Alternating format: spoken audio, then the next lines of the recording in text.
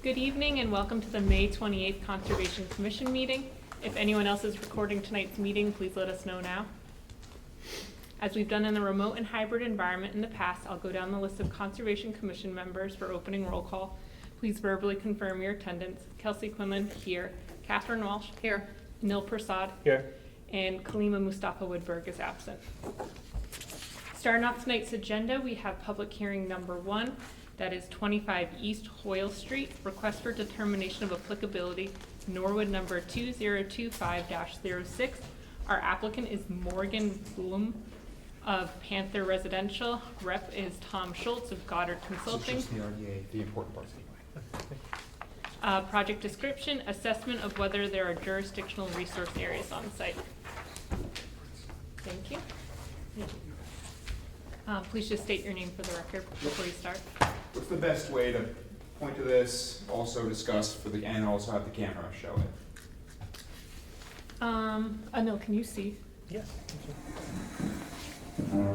Perfect.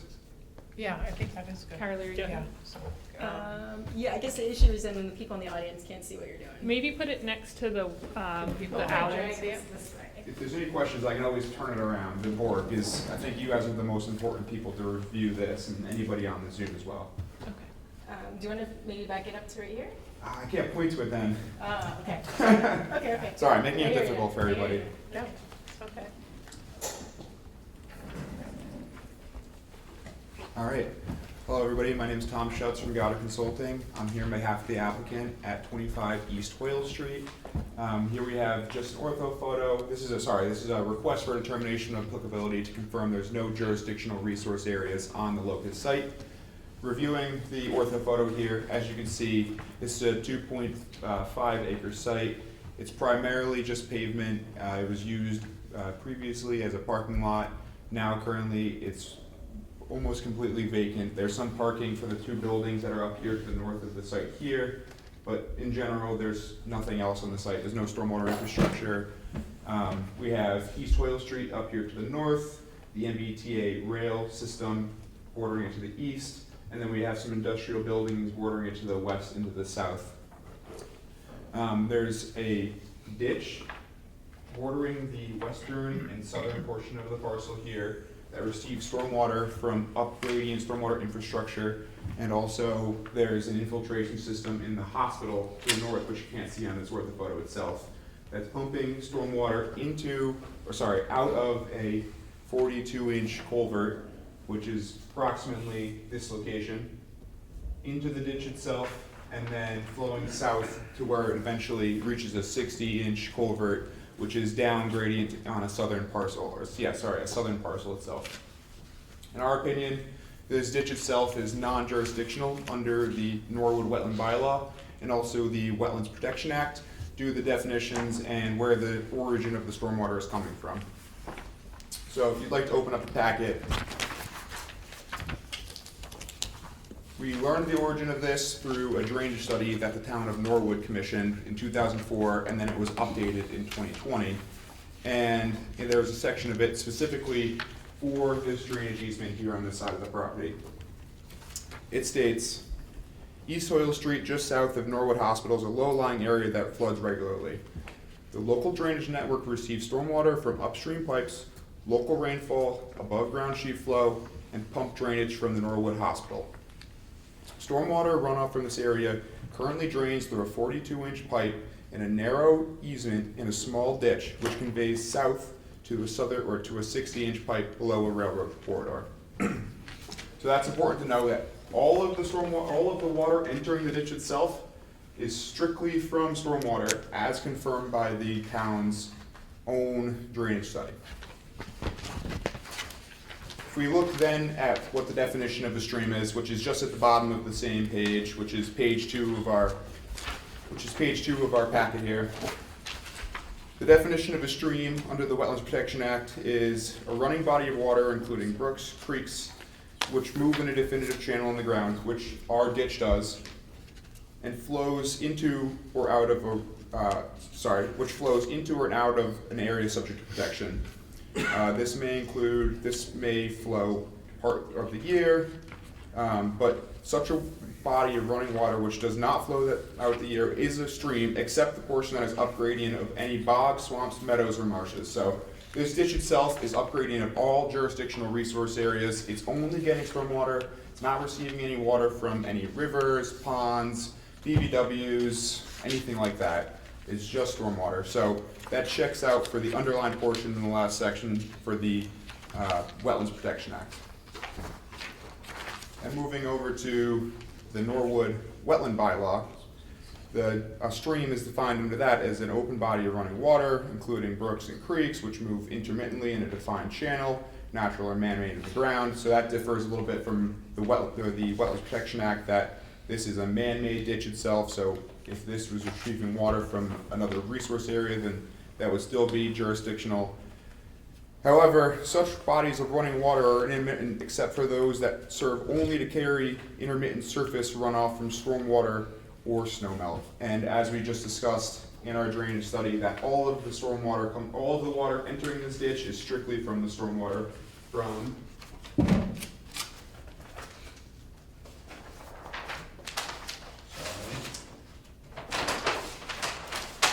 this pipe system, which is in the RDA packet. These blue connections here, those are all pipes for catch basins, and as you can see, it's funneling straight down to our red parcel here, and then this blue is our stream. And that's taken directly from the town of Norwood's drainage study from 2020. So this is just a network of pipes, and you can see that it's dumping out into this blue, thicker line, which is the actual running water in open air section of the ditch itself. And then, here's just a more expanded network of the drainage. So as you can see, that there's no wetlands or rivers or anything like that in the surrounding area itself. It's just commercial, industrial properties in the town of Norwood itself. Finally, this is the last one. This is the Norwood Hospital's drainage detail. And here's our infiltration system when this was being built. This is the infiltration system for all the stormwater on site. It's being piped right to a pipe here, and that's outletting south to our drainage easement, which we discussed was in the western portion of our site itself. So this is just another figure showing that this is all just stormwater entering our ditch itself. So in our opinion, we believe that this ditch on our site is serving only to convey stormwater and is not jurisdictional under the Wetlands Protection Act or the Norwood Wetland Bylaw. If you have any questions, I'd be happy to answer them. Okay, thank you, Tom. Thank you for the very detailed packet. Absolutely. It's very helpful. Any questions from the commissioners?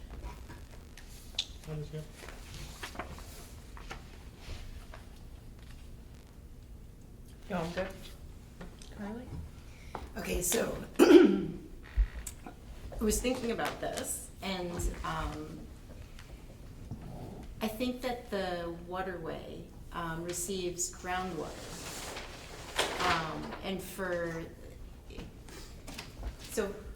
The waterway flows when there has not been a storm. So that would say to us that it's receiving groundwater from somewhere. It does go dry intermittently. I think that it's my perception that it is an intermittent stream, but under our local Wetlands Protection Bylaw, which doesn't require that there is jurisdictional land upstream. So not under the Wetlands Protection Act, but under our local Wetlands Protection Bylaw. That would be my perception. I went out today, and it was running, which would say to us that it does receive groundwater. I would somewhere. sorry, may I speak? Yeah. I would have to disagree with that. The local area got up to 7 inches in some spot over this last weekend. So we would expect it to flow today because it's pumping water out of the infiltration system for the hospital itself and the surrounding networks of stormwater catch basins and things that we just saw on the piping. And as we know that there's no actual information provided that ever shows that there's any groundwater breakout in this area. We know by the town's commissioned stormwater report that it's only receiving water from those. There's no mention of groundwater, and those are specific sources that were commissioned by the town itself to look into those drainage easements and things like that. So there's never been any kind of discussion on that. It's in the packet itself. Unless So you can have you any talk- further evidence on Can you that. talk a little bit about more of the infiltrate, because I totally agree with you, we had like 6 inches of Yep. rain. I have groundwater pumps in my house that have been going nonstop. Where is the hospital drainage coming into this? So here's our site here. Okay, This, Yeah. oh, sorry, this is our site. yep, This is the hospital. yep, We have this drainage easement, which runs then south under East Hoyle Street. And that's the culvert? Nope. So this is just a drainage easement. There's no, in this section of it, so there's how's no it getting under ditch. the road? So there's a pipe, there's piping, which we can see. Okay, there is a culvert, yeah, Yep, there's a Yeah. culvert here, which you can see in the packet, there's photos of it. yep, That's this one. Okay. That's the 42-inch culvert.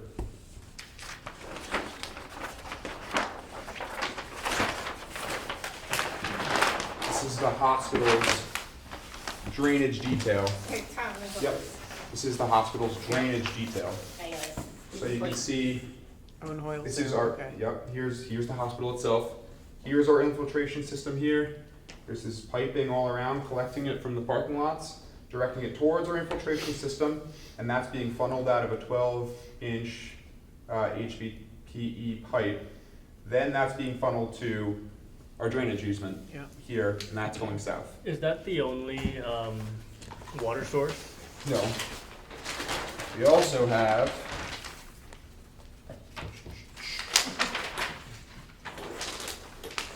Sorry, one more. No, take your time. Thank you. Yeah. We also have all of this network of piping, and that's collecting stormwater from the streets and things like that from the town. And then that's directing it down to our site here. And that's taken directly from the packet itself, from the Norwood Town Drainage Commission. So Carly, where are you seeing water today? If you don't mind. Yeah, if you Yeah. go to the, yeah. So there's, this is a little bit incorrect, the way that this is drawn. It's actually more halfway up this. Mm-hmm. This daylights from Yeah, that, okay. from this And that's what we're 42 seeing inch. here? Yep. Yeah, And Okay. it's flowing west to south, bordering this property here, and then eventually south to a 60-inch culvert. oh, okay. And this is a town-owned drainage easement? I believe that's correct, right? Oops, wrong one.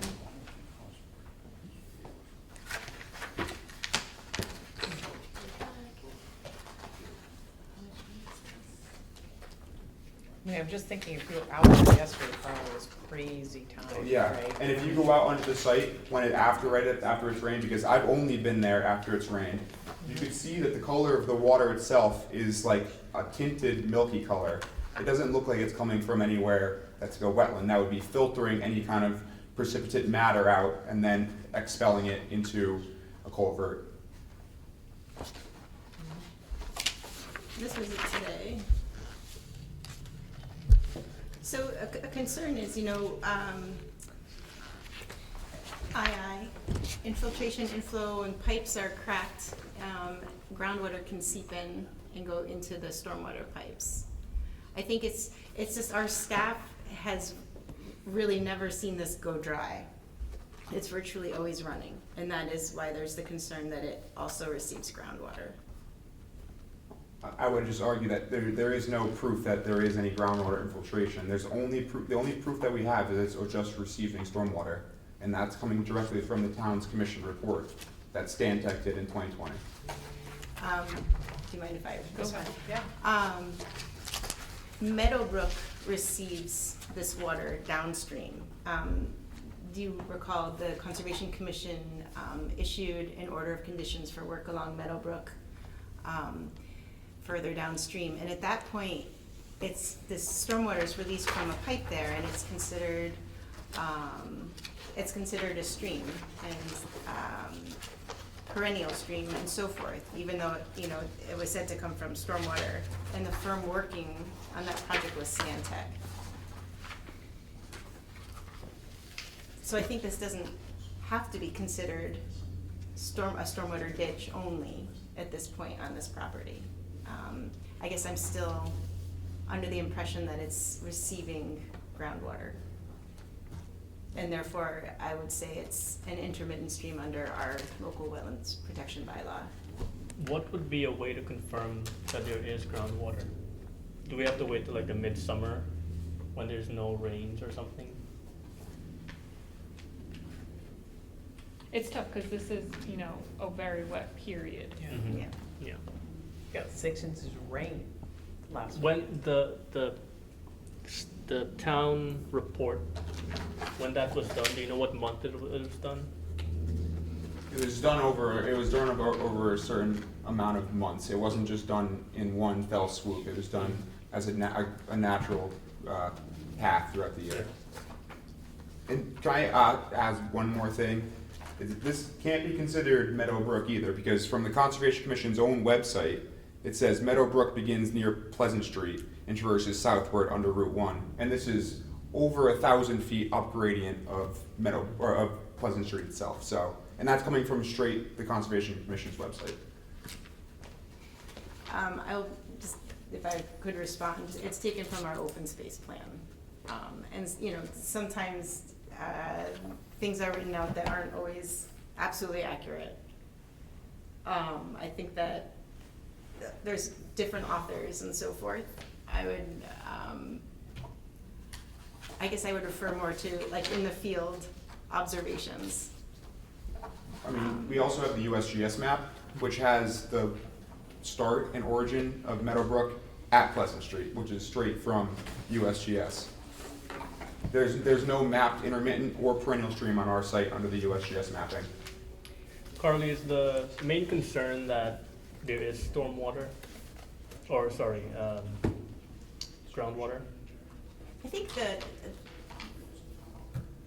I think right now we're trying to figure out, you know, what are the restrictions on development? Like what do we want people to meet in terms of being protective of natural resources? So we have a waterway along the edge of the property. If it is just stormwater, then there are not the riverfront protections, right? So there's certain parameters that a developer would meet if it is riverfront property. If it's not, then they don't have to meet those. And I want us to get it right, you know? Can I add one thing based on that comment? As Carly noted before, the stormwater from this ditch does enter Meadowbrook. I agree with that. I also noted before that there's no infiltration system or stormwater management on this site or the MBTA site. So all of the sheet flow and all of the contaminants that could be on our site here are entering the ditch from sheet flow down gradient. So anything here is just going right into the water body. If there was going to be a project moving forward, there would be stormwater infiltration systems and things like that in order to capture all the water from our site here, make sure it's fully clean, and then if it would be piped, or then it would be introduced back into the ditch. So that would be potentially saving the down gradient Meadowbrook, which is a perennial stream and has additional performance standards. Is there work already planned for this site?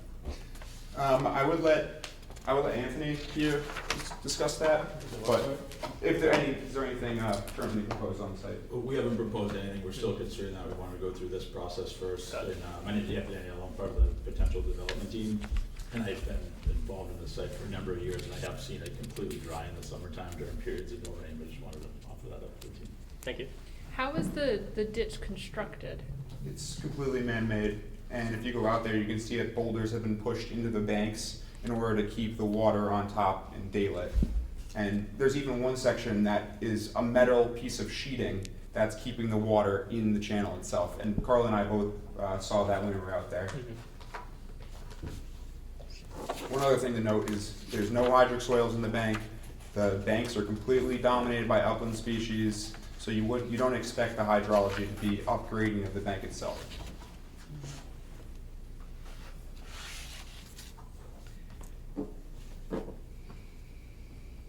Yeah, I don't have any other different, I just have pictures that would reflect what Thomas just said. That there's armoring. Are these the pictures you're looking for? Yes, that's a good representation of what the entire reach of the stream on our site looks like.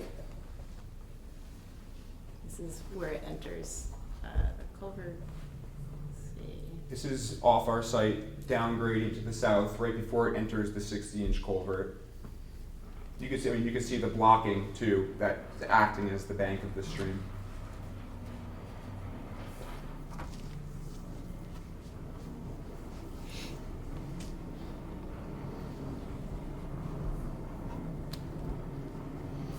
This is some of what Tom was talking about. The water flows off from the pavement directly into the stream right now. And are those recent pictures, like? Yeah. Yeah. Like- So, I guess, Carly, a question Yes. for you is, we sort of talked about an approach, and,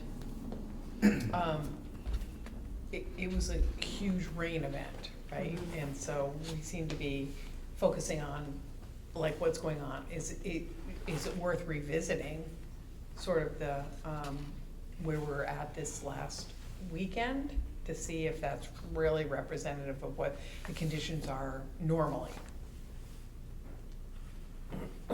We could, it's just we can't guarantee the weather. We might have another wet stretch again. Is that what you mean, like wait? Well, I and guess I'm check trying to again? figure out, we sort of talked about a recommended approach, and we're revisiting it because of a really, like, remarkable rain event. And I get that we'll have remarkable rain events, but is that an anomaly, or is it routine? I think to add to what Catherine's saying, I feel like we're being asked to make a decision on such a small sample size. Right, So yeah, I yeah. don't know, it could be. Yeah, agreed. That, as simple as that. Both of what you're saying sound completely plausible to me. Yeah. May I add, I'm not disagreeing that there's gonna be water in the ditch. There could be water in the ditch if we get a really rainy summer. I'm not disagreeing that. I'm saying that all that water is just stormwater. Right. And that's coming directly from your bylaw stating that if it's conveying just stormwater, then it's not considered a stream under your bylaw.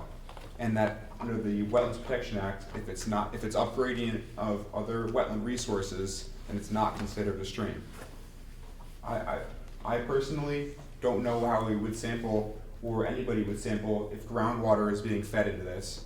We have just what we have in front of us, which is the town's commissioned Stantec drainage report showing where all the water is coming from, that's entering our ditch specifically, and that's it. There's been no other data presented that this could be groundwater fed.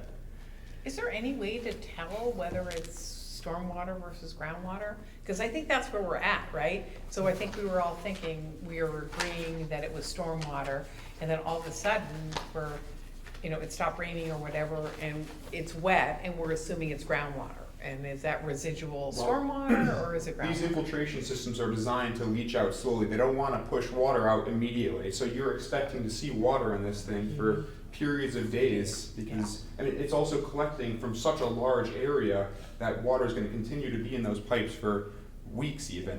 And that infiltration system is huge because it's taking care of the entire parking lot of the hospital and all of the roofing. So that's a lot of stormwater collected that would be then entering our ditch. Carly, sorry. What's the status of the stormwater system on the hospital during construction? I don't have that information. Okay, I don't know, if they're blocking catch basins and things like that, that could point to a reduced amount of stormwater flowing through the system. I understand it also does come from the streets nearby, but. No. Sorry, we keep peppering you with questions. To try to get to an outcome, if there's no way to prove that there's groundwater versus stormwater, and the applicant is saying that when they do construction on this site, they would put in stormwater management, on the site, could we issue an order of conditions with a negative determination of applicability? Is that even possible? You can do a determination of applicability with special conditions involved. That is correct. Yeah. And so you could design one of the conditions around stormwater management.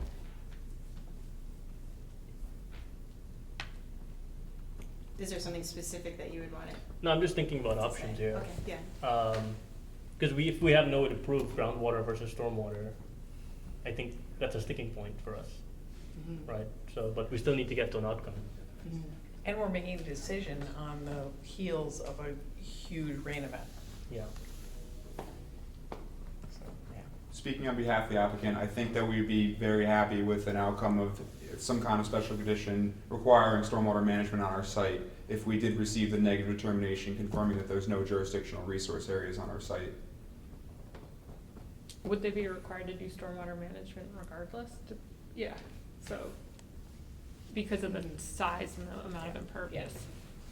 It could be a condition that there could be no degradation of the resource area, of the resource of the waterway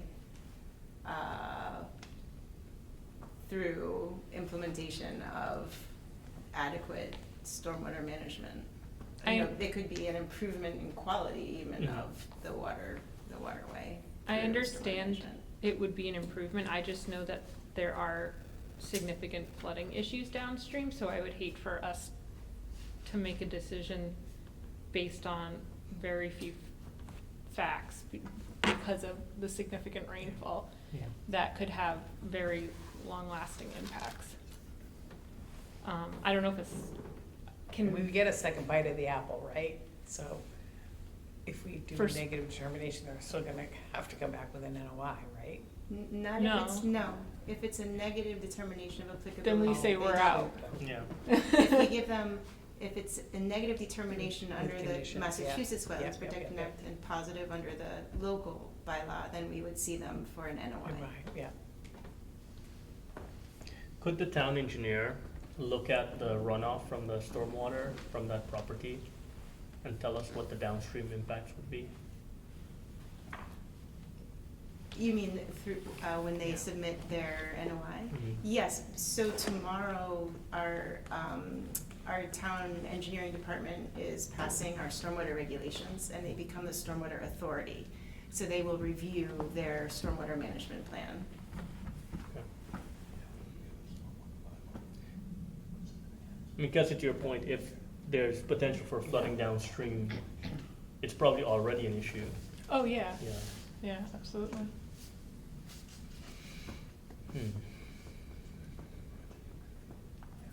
And so yes, their stormwater management plan will be reviewed by our Department of Engineering as the stormwater authority.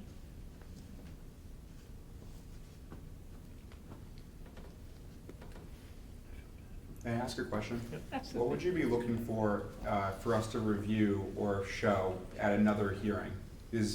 I don't know if there's anything that I could produce to the commission that would be any different than what I've already produced. Absolutely, I understand that. And understandably, you cannot predict the weather. I just, looking at this photo, there's a significant amount of water in that stormwater ditch. And I've seen a lot of stormwater ditches in person. That's my only hesitation, but it's the will of the board, so that's it. So maybe it is all about like, granting what they want, but putting conditions on it. Yeah. I'm okay with that, yeah. Okay. So what would you want the condition to be? Well, the first one is they can't reduce the size of the ditch. They shouldn't reduce the size of the ditch, not that you probably would. Well, so this is a stormwater easement, so Yeah. legally, they cannot Okay, touch town infrastructure. So we have to kind of, that has nothing to do with this commission, Okay. but. So more probably about stormwater management in Yeah. order to conserve water quality, protect water quality.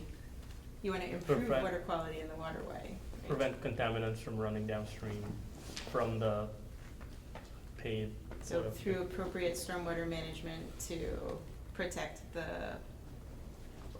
to not degrade the Right. waterway. Do we have an example of another, like, special conditions we've issued that's similar to this one? I do not, but I can look for one. Yeah. So how do you want to handle that tonight then, Carly? how about, generally, it's through implementation of, so the applicant shall implement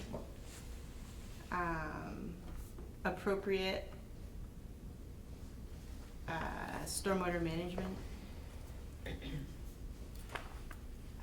so as to protect the waterway from degradation. Can I make a clarifying question? Yeah, So we're not calling this a waterway, right? We're calling this a ditch. That would be non-jurisdictional, correct? yeah, we can do that.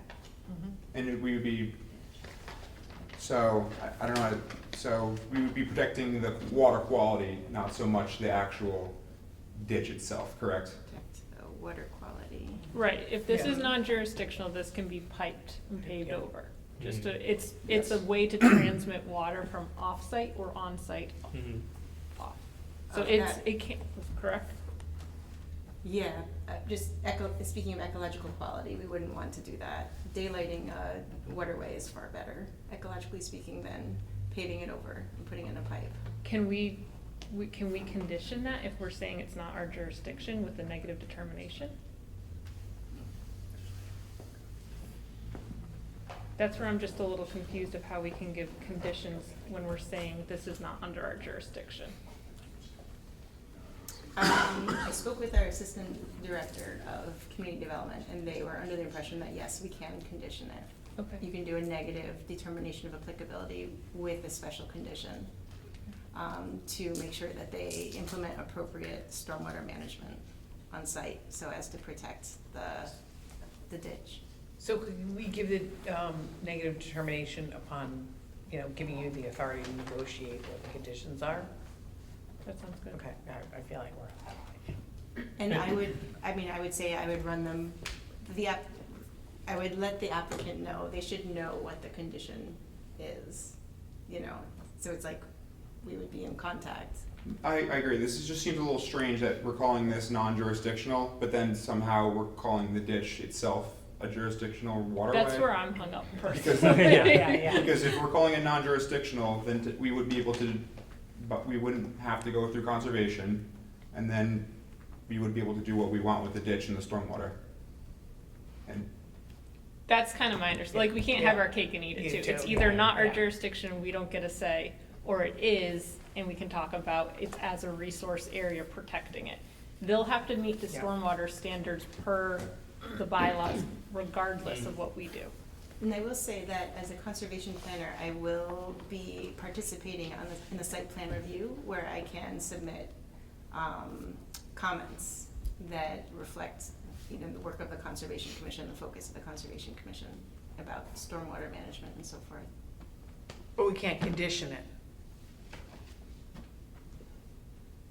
We are allowed to condition a negative determination of applicability per the assistant director of our department.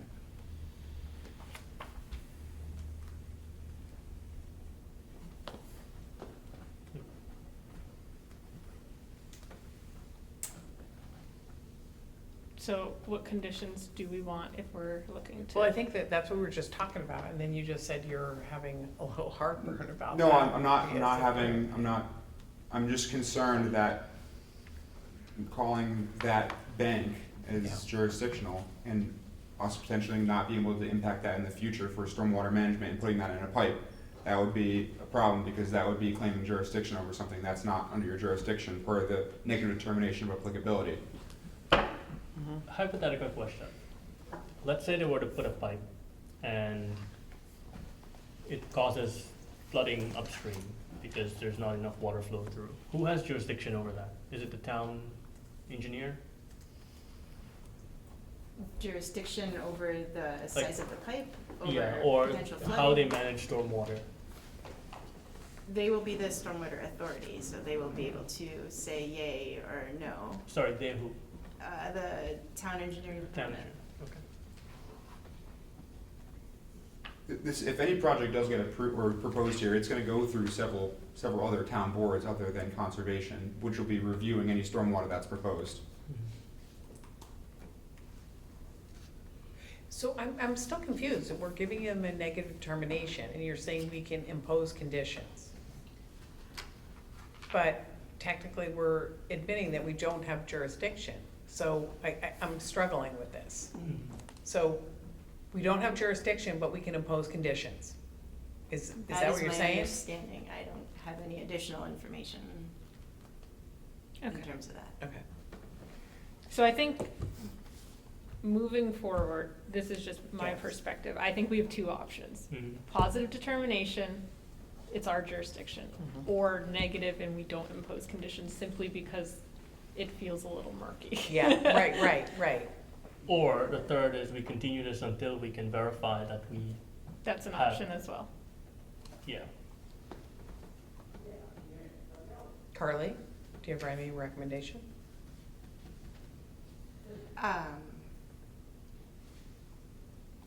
I can get more information on adding special conditions for a negative determination. I think that works with where I'm leaning, because I do think a continuance would give us more time to assess whether it is groundwater or stormwater. I just think there's no possible way at this stage to know which, Yeah, so that's what I'm comfortable with, but. Okay. yeah, let's do that. I want to get to an outcome, but I think Yeah. we should take the time to get to an outcome that satisfies everyone. So back to the point of trying to prove whether it's groundwater or stormwater, how do I present information to you that you would want to see during a continuance?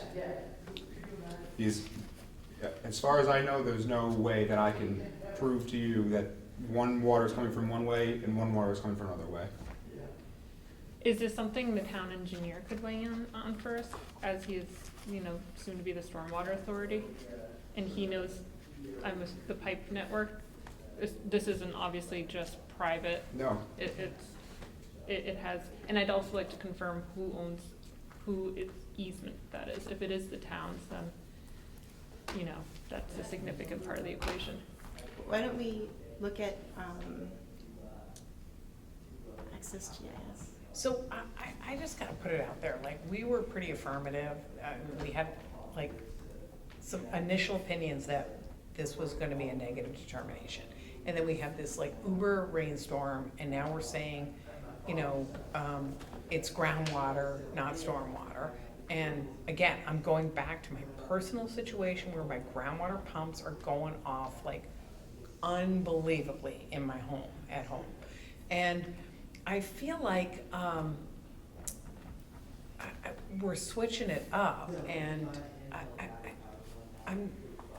I guess I'm really struggling with why we've changed our mind, given what the humongous weather environment was. And I feel like kicking the can down the road. I mean, you're talking about you're going to have to come up with some other approvals, so, or your other town there's gonna be other thresholds. town boards that review any Yeah. proposed application But that's it in front of really, them. it really won't address stormwater or anything like that. It will. It'll have to go through the town, it'll have to go through the town engineer and be reviewed by them, at So, least. maybe what we say is we give this approval, but condition on that we're sharing with the stormwater authority that we have some issues with regard to the weather conditions. But what do we wait for, like a dry weather condition, and then we all agree that it's stormwater? I just think the weather last week was an anomaly. Okay. So I'm just throwing that out there. Anil, how does that sound to you? I'm on board with that. Okay. Okay, so what is the final? Sounds, well, if it please commission, we could have, issue a negative determination of applicability, conditional that, You work with the town engineer on stormwater controls, and, Absolutely. we're sort of, all right, treat us right. I Absolutely. know we don't have we're acknowledging we don't have the jurisdiction, but there is some concern about stormwater impacts, and so, and that's for us to go back to, other town bodies that have jurisdiction over this site and make sure that we're doing that, Okay, is that a motion? I guess I'm moving there, the negative determination and working with, the conservation agent to, work on stormwater improvements. And if there's a way that we can acknowledge that we don't have jurisdiction, but sort of share in, any, stormwater improvements. Absolutely. While it's not regulatorily required, but, hopefully in good faith that you guys could do something like that. Of course. I'll second all of that. Thank you. Sorry. All right, I'll now go down the list of Conservation Commission members. Please state your position, starting with myself, Kelsey Quinlan, aye. Catherine Walsh. Aye. Anil Prasad. Aye. Kalima Mustafa Woodburg is absent. Okay. Thank you, we Thank you. appreciate your Thank you for being here. partnership. Thanks for your patience. You're smiling, you're gonna do it with us? Okay, good. Okay, moving on to number 2 in our public hearings tonight, we have 61 Endicott Street, notice of intent DEP number 251-0560, Norwood number 2024-12. Applicant is Kevin Holker of Norwood Commerce Center. We have a rep, Sue Spratt from McKenzie Engineering. Project description is proposed after-the-fact removal of existing structures and repaving in riverfront area, and new work consisting of partial demolition of a building, construction of paved parking in riverfront area, planting and maintenance of a stormwater management system. And this was continued from May 7th. Hello? Good evening, Madam Chair and members of the Commission. David Hearn Jr. of Gellerman and Brown on behalf of the applicant, the Norwood Commerce Center Limited Partnership, the owner of the property at 61 Endicott Street. Kevin Holker, who's our project manager, is over here, and Sue Spratt from the engineering company, McKenzie Engineering Group, is with us remotely this evening. I just want to give a little bit of an introduction to this matter, which has been pending before you folks for some time, but is, I don't say it holds the record for continuances, but it's been good. We've been using the time, I think, well, working with Carly and revising plans and working with the peer reviewer. So what we're presenting to you this evening, I think, is a project that is in good shape and shouldn't have a lot of surprises. The site at 61 Endicott Street is a site that's been in use for commerce and industry for close to 250 years. The Winslow Brothers and Smith Tannery it's been a lot of different had a number of uses over the years. Presently, the Norwood Commerce Center has a combination of uses. There are retail uses there. There are offices and studios for artists and photographers and other people conducting small businesses. There are people that store stuff. There's some warehouse space. There are a lot of different uses going on. And event spaces come to mind. What we are hoping to do, in a general sense, is to get the necessary approvals from boards of the town, which means this board, with respect to any wetlands issues. We're right on Hosbrook. It runs along the side of the property. And so you, unlike the case before you, I don't think there's any question about jurisdiction. Also, we expect to go to the planning board for a major project special permit to deal with obtaining permission for various uses that are not otherwise allowed as a matter of right within the manufacturing district, which is what this is. And that's one thing that we've been working up to. Over the past few years, every time, not every time, but very many times when new tenants come in, they come in with the use that requires special permit relief.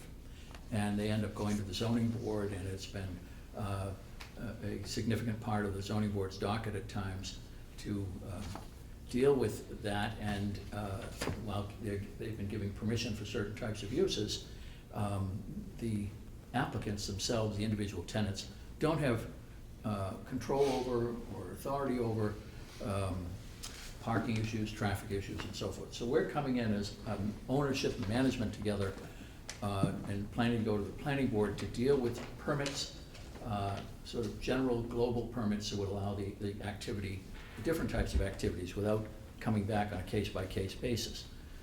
In the course of that, we want to improve the parking on the site and the circulation. the traffic circulation around it. As if you've been there, you'll note that there are a lot of different buildings there, and there are alleyways and driveways and walkways and everything.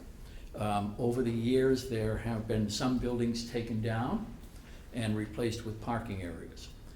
Part of what brings us to you is dealing with improvements that we want to make, and also dealing with the fact that there are, and I think the chair read it after the fact, what we're looking for is after the fact approval of some work that has been done in the past. I mean, there are buildings that were taken down decades ago, and those areas were converted to parking areas and other uses. It is a site, this is a redevelopment, and has, as I say, it goes back to the late 1700s when this site was first used. So we're hoping that what we're proposing will meet with your approval. We're hoping that when we go to the planning board, we will have their approval, and what we want to do is continue to make this a site that conforms as much as any site of this type can conform to the requirements, certainly conform to your orders and conditions, and also any requirements of the planning board. But that is really what we're here for, trying to take an old site that's had varied uses and make sure that everything that needs to be done is done, so that we can continue, so that we can have predictability for our tenants, predictability for the town and for the community and the neighborhood, and protect the environment, Osbrook and other aspects of the environment that are on our doorstep or at our back door. So we realize some stuff was done in the past that probably ought to have had permission from this board and others. Some of that was done without people understanding or realizing it. Some of it was done probably prior to current ownership having the site. But here we are to try to deal with that. And the McKenzie Group, ownership and management, have spent a lot of time on this. Your peer reviewer has looked at it. We think we've responded to the peer reviewer's concerns, but I'll leave it to the representative of the peer review company to comment on that. And I'd like to turn it over, if I may, Madam Chair, to Sue Spratt to present the plans and present the details. Thank you. Great, thank you, Mr. Hearn. Hi, Sue, we can see you online. Cannot hear you currently. Hi, my name is Brock from McKenzie Engineering. We were responsible for preparing the plans and the NOI set. We first submitted back in July of 2024. We did present to the board with a continuation. We needed to do a site walk, which we did in, I believe, October of 2024. We walked the site with, I think, the three of you, if I remember correctly, and with Carly. And we took, some suggestions. Actually, sorry, I should backtrack. We had met with ELIC in the field in July after we had done the first submission, because Carly was, I think, away on vacation. And she also represented the planning board, and she had some suggestions that we take the upper lot behind Building 5 and kind of combine, as we had two separate lots, into one lot, provide landscaping per the planning board specifications. They also recommended that we provide more planting islands in the lot that is adjacent to building, I believe it is 23. And so we made those plan changes, submitted in August, had another continuation because we needed the site walk, and that's what we did in October. And after the site walk, we did make some additional changes, but we did not submit to conservation as we were going to submit the planning at that time. And then it came to the point that we were still working on trying to accommodate the amount of parking spaces per zoning regulations and the conservation comments, and we did not submit the planning.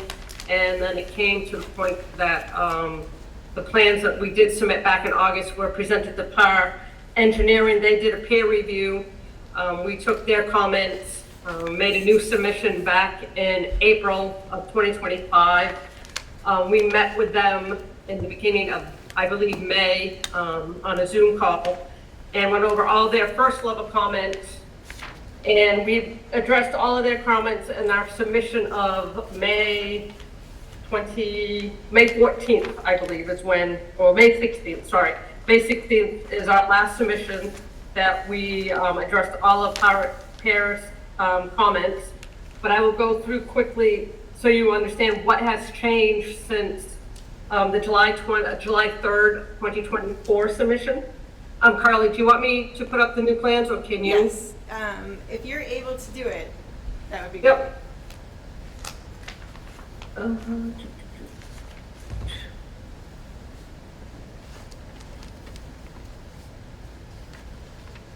Can you see the plans? Yes. Okay. But these are the existing conditions plans. We'll start with the overall.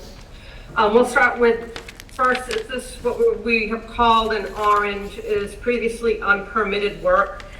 This is the same level of work that was presented back in July of 2024. Everything highlighted in orange has been unpermitted work since 1999 up until 2023. And this upper area here, the unpermitted work, consisted of paving of existing gravel pervious areas, which were these areas in orange, were at one point gravel and now have since been paved. As part of the improvements here is that we're providing storm scepters to provide the water quality and TSS removal, and we're providing subsurface infiltration chambers to size for the required recharge volume that was lost when this area was paved. Part of the new work is also a partial demolition of building 27. This is this green hatch area. Another section of unpermitted work was this area here. What happened here was it was a demolition of an existing building, which was number 52. It was a fire, I believe, between the years of 2013 and 2015. The building was removed. What was done was that they paved the existing foundation area, and also they filled some existing pervious areas that are located down through here. And this was the area here that, was paved. So as part of the proposed work is, once again, storm scepters to provide the water quality volume and TSS removal, and subsurface infiltration chambers to provide the required recharge. Another area of permitted work is this area all down through here, which was, once again, paving of gravel areas. So improvements would be storm scepters, regrading of the swale to provide for additional storage. And the same thing up here was after the demolition of building 22, which was removed between 2011 and 2013, this area was paved. And we're looking at providing storm scepter unit here to provide TSS removal and water quality. And as part of the comments from ELIC was that we provide landscape islands up and through this area here.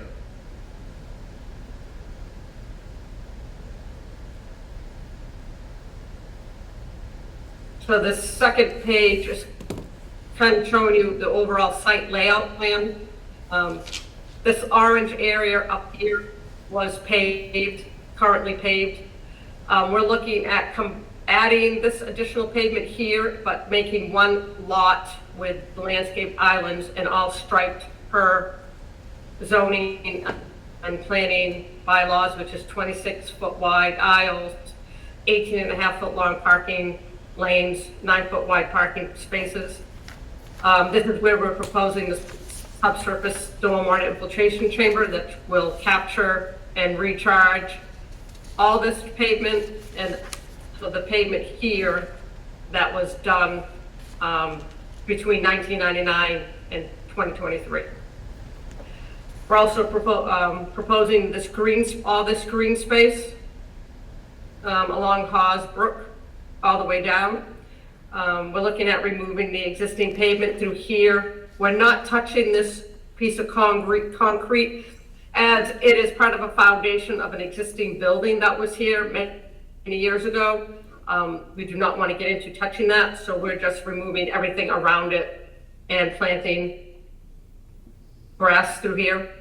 A change from the July 2024 submission was we would like to come back behind the canine training, dog training and overlay. It's already paved at this point. It's in poor shape, so we would like to come back and overlay this, provide a 5-foot wide grass strip and stripe for additional pavement parking spaces. It would be 11 total spaces back here. Part of this is that we would add a catch basin, a storm scepter unit, and then it will tie into this proposed subsurface chamber system here, which would then outfall out into the existing swale. And also we have an overflow pipe that comes down through here. A change from the original plan is that we want to relocate this existing gravel drive. It's not really a driveway, it's like a gravel path that provides access to this big back lot here. So we just want to relocate it around this subsurface system. It's the same width and length. And then what we would consider new work is there is an existing big gravel area. At one point was a building, which was removed in the early to late 1970s. The foundation is out there currently. If you were to walk, it's like the retaining wall. This is the bottom of the foundation. This is all disturbed, currently gravel area. We would like to come in and make a parking lot with 18 total spaces. In July, the July submission, we had this out beyond the 100-foot buffer to BVW, and it had 50 total spaces. So we've now reduced it to 18. There's another subsurface system to provide the required recharge, and a storm scepter unit to provide required water quality.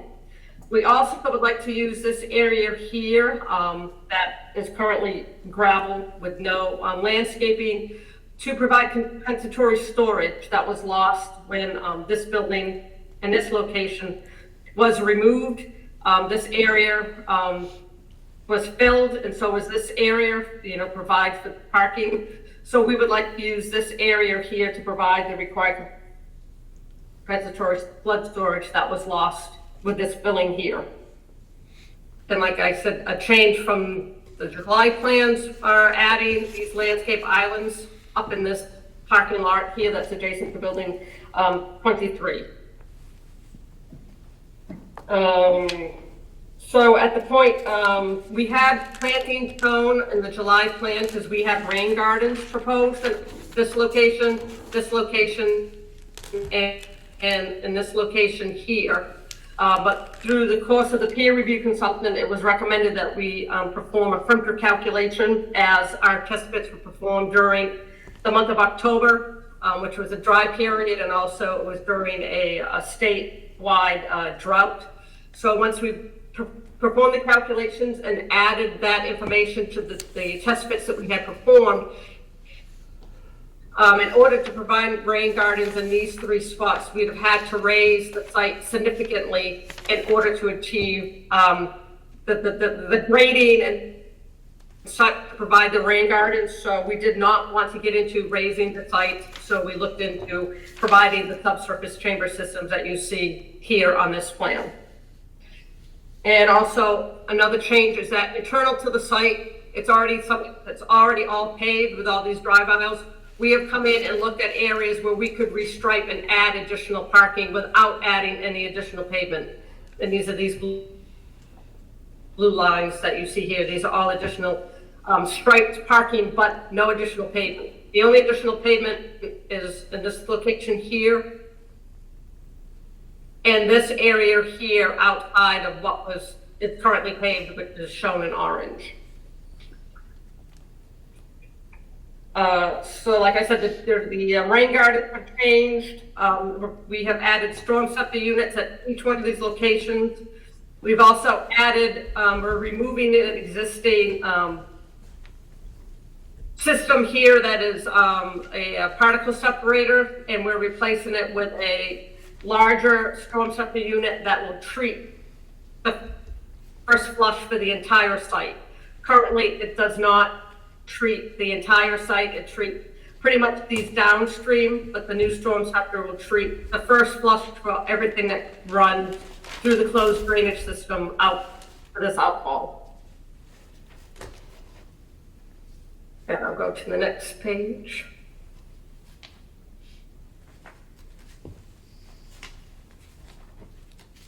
This is just a blow-up view, but you can see that the parking, that 26 wide aisles, 4 foot wide landscaped islands, 9 by 18.5 foot parking spaces, which are all per the town of Norwood planning bylaw.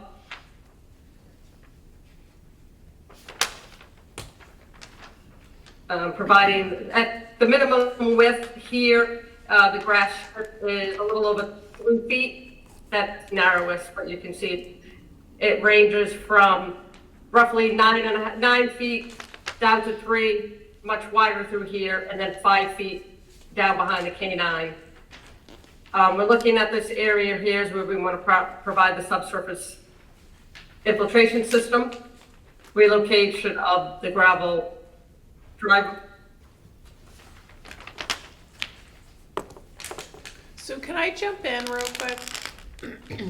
Just a quick question. What was that? Yeah, so can you go back one to the parking area that's on the north part of the site with the orange?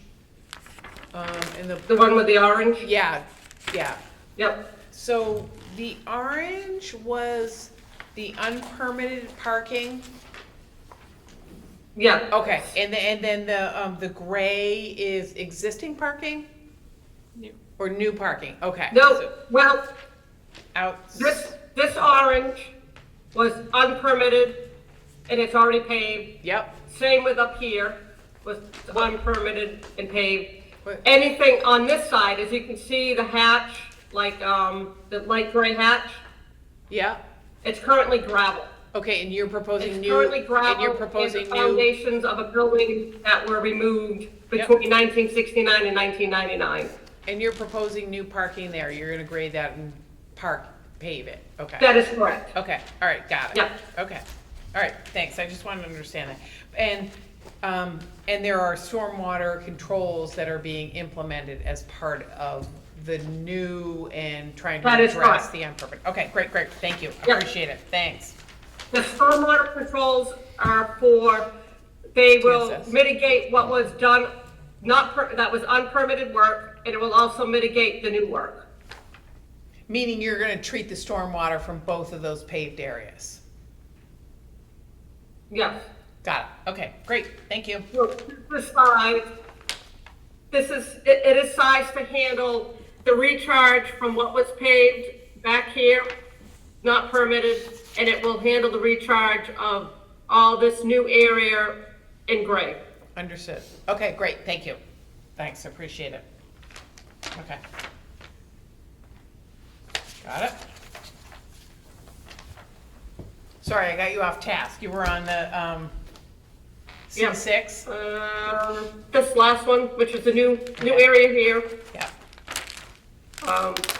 I'll get to the drainage, because the site is.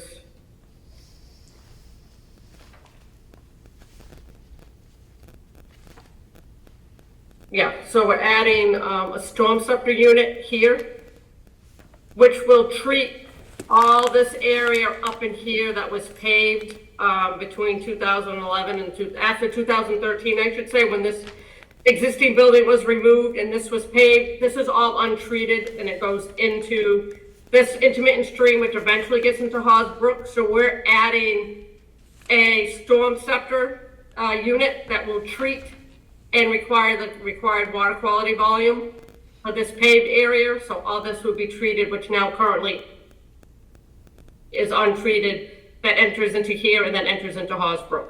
So anything that has been paved also here, that I showed you in the overall view, everything that was paved behind buildings 40, I think it's 44, 45, and 46. All this area here that has been paved currently is untreated and enters right into the swale. So this is that we're adding a storm scepter unit here. This is a natural low point, so we're capturing everything with a flared end section and a sediment trap. It is going to enter a storm scepter unit. It's going to be all treated, water quality volume, and then it's going to outflow. And we're going to do some grading changes and modifications to the swale, because currently a lot of things just run into the swale untreated. So we're now providing more of a sediment forebay to trap anything prior to, and then it will enter the water quality swale. So pretty much anything that is running untreated into that swale will be treated with the new proposed plan.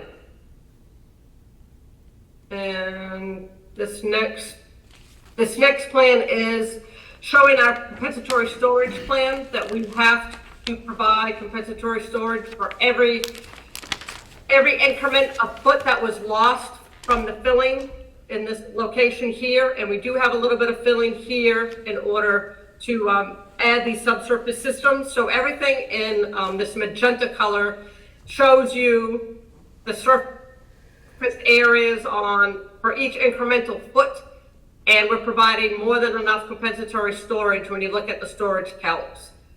In each instance, they have to increase, and there's an overall increase of like 14,000 square feet by using this area here that is currently degraded. And these are just the details.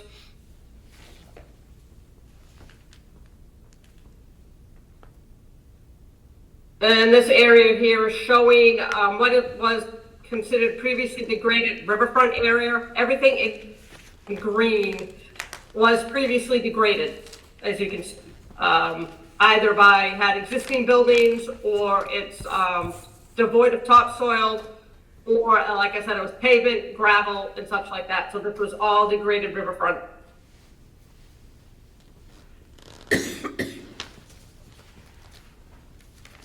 And this is our erosion and sedimentation control plan.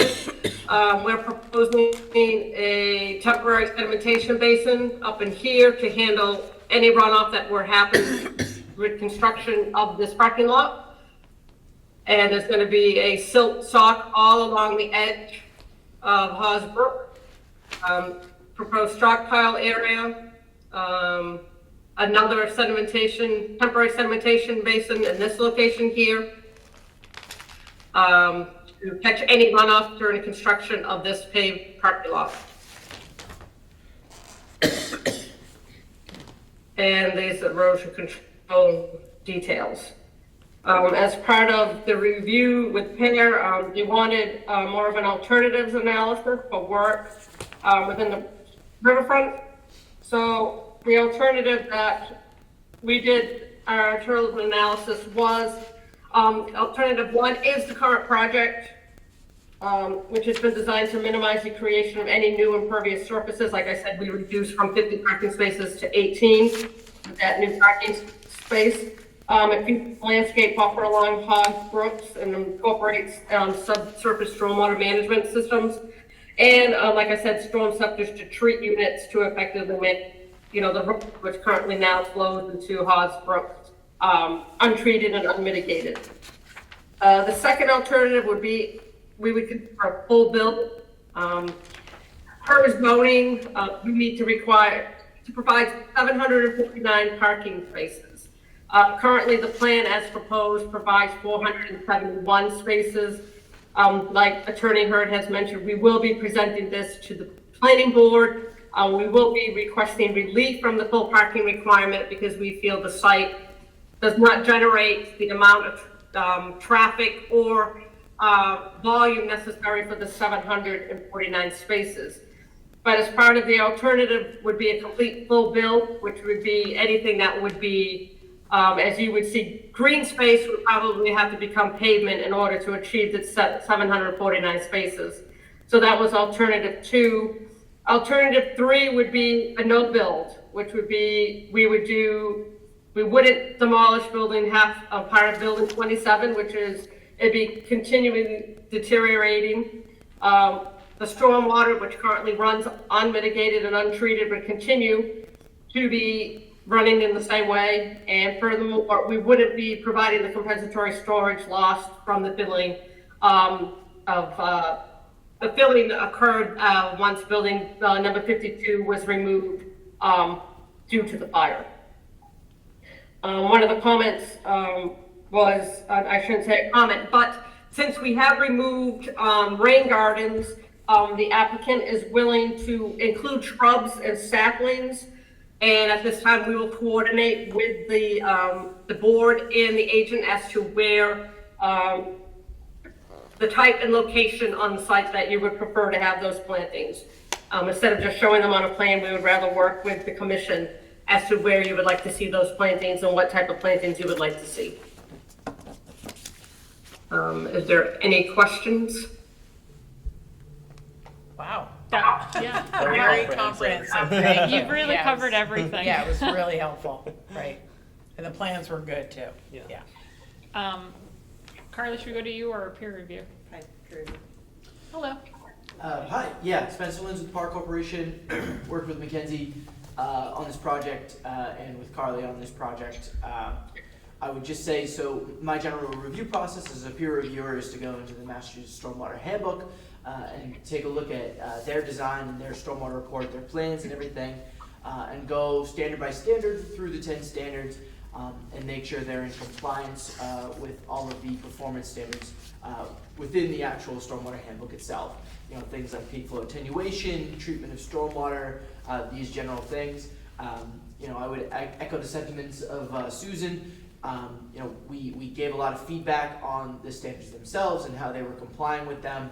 They made a lot of adjustments in terms of the amount of storage that they were providing, the amount of treatment they were providing, where they were providing it, how they were providing it. And I think all these things serve to improve the design that was put in front of us, and I think, you know, the final product that comes out of it now is like Susan said, a meaningful benefit to the stormwater conditions coming off the site and the proposed conditions. Obviously, in the current state of the site now, you have a lot of unmitigated stormwater that's making its way into a protected resource, a resource with a TMDL, which Susan did make mention of after one of the comments we sort of relayed their way. The TMDL itself didn't necessarily indicate any pollutants that are directly the result of stormwater, but it is an indication that the resource itself that the stormwater is being conveyed to is a critical one, and one that is you know, being deteriorated by from anthropogenic sources. So I do think this is a really meaningful increase in the terms of stormwater. Beyond the actual stormwater handbook review itself, I went into the design plans themselves and just took a look at call outs and plantings, and you know, were compost filter socks being provided in the correct locations. You know, could we move grading around? Could we do things along those lines? Not necessarily assisting in the design, but just asking questions that may improve the design. And I think a lot of meaningful benefits sort of came out of that. You know, as a result of a lot of the comments that we levied, you know, mainly the foundation of the design being, you know, sort of the groundwater resources and how high the groundwater table is. Like Susan mentioned, test pits were conducted in a drought period, and weeping was sort of the sole source of the evidence for where groundwater is. And so, if you're in a drought condition, groundwater is going to be suppressed. So, if that's your evidence for groundwater, you need to run a calculation to sort of raise the table. And so, what I asked Susan to do, what I asked Mackenzie to do, was sort of take what they call a Frimter calculation and seasonally adjust the groundwater table that they observed upwards relative to what the actual groundwater table in the wet period should be. And that's called the Frimter calculation. So they did that. You know, I can understand Susan's sentiment. When you have a higher groundwater table, sometimes you have to change the design in meaningful ways that uses best management practices, stormwater management practices that are better suited towards a high groundwater table. And so it was clear they made those adjustments as a result of the revised plans we received, sort of shifting gears over to an underground infiltration system. So it's a really meaningful gesture by the owner and the applicant and the proponents of this project to say, hey, we understand that rain gardens are, you know, a desired green space BMP, for stormwater, but we can't do that because of the groundwater conditions on site. And I think proposing the idea of adding vegetation and plantings and things of that nature shows the proponent's attitude towards this site. I think it's a good one. I think it's a good gesture, and I agree with the design changes that were made. The only lingering comment that I have is the idea of being a loophole, which is a land use with higher potential pollutant loads. The threshold for a loophole is 1,000 vehicle trips generated in a day. As Susan mentioned, I believe the final parking count is somewhere over 400. I think 471 was the number that was thrown out. So this would suggest that the entire site would have to cycle out twice in a day on average in order to be considered a loophole. The applicant, during our workshop Zoom meeting, was very adamant that this did not sort of constitute the designation of a loophole. And so without sort of traffic numbers or trip generation numbers to point to, I would agree in the existing conditions that the site very likely does not generate the trips necessary to be a loophole. With that being said, they're adding parking, they're making meaningful renovations to the site. It's clear that they are looking to, whether it be add new tenants or add amenities to the site. It's clear that traffic is going to grow as a result of creating a better site all around. So it's without any sort of traffic engineering numbers or traffic generation numbers, it's hard to say if this site will someday be considered a loophole. And it's great information to know that there's going to be a stormwater authority appointed as of tomorrow. And so I guess the only recommendation that I have for this commission is the loophole designation. I would say if the parking count goes over a certain number or is increased at all, that a loophole designation be applied to the site. So I don't recommend currently applying the loophole designation to the site, but if any meaningful parking increase does occur after this point, it does get considered a loophole. And so the reason why this loophole designation is important is because if you generate enough trips in a day, you generate a higher level of the pollutants that are associated with high traffic counts, the degradation of tires, oil spills, petroleum spills of varying natures. There's a lot of varying uses on site, and so I think any further increase in parking should constitute treating for those pollutants at a greater degree, which that loophole designation would carry. And so that would be my recommendation to the commission is require any increase in parking, carry with it a loophole designation and the performance standards that are associated. Beyond that, I would say that this project represents a very meaningful increase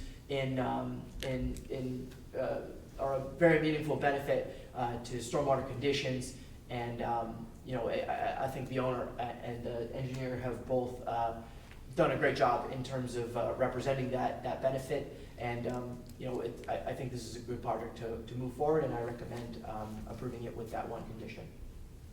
Great. Thank you very much for the summary, and thanks for all your effort on this.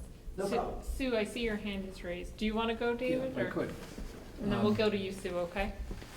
Is it David? David first. Yeah, thank you, Madam Chair, and Spencer, thanks for your comments. We had that discussion at our workshop, which was a few weeks ago, about the loophole. And we did a 1 week, 7-day, so counting all the types of days that may have more or less traffic, did a count.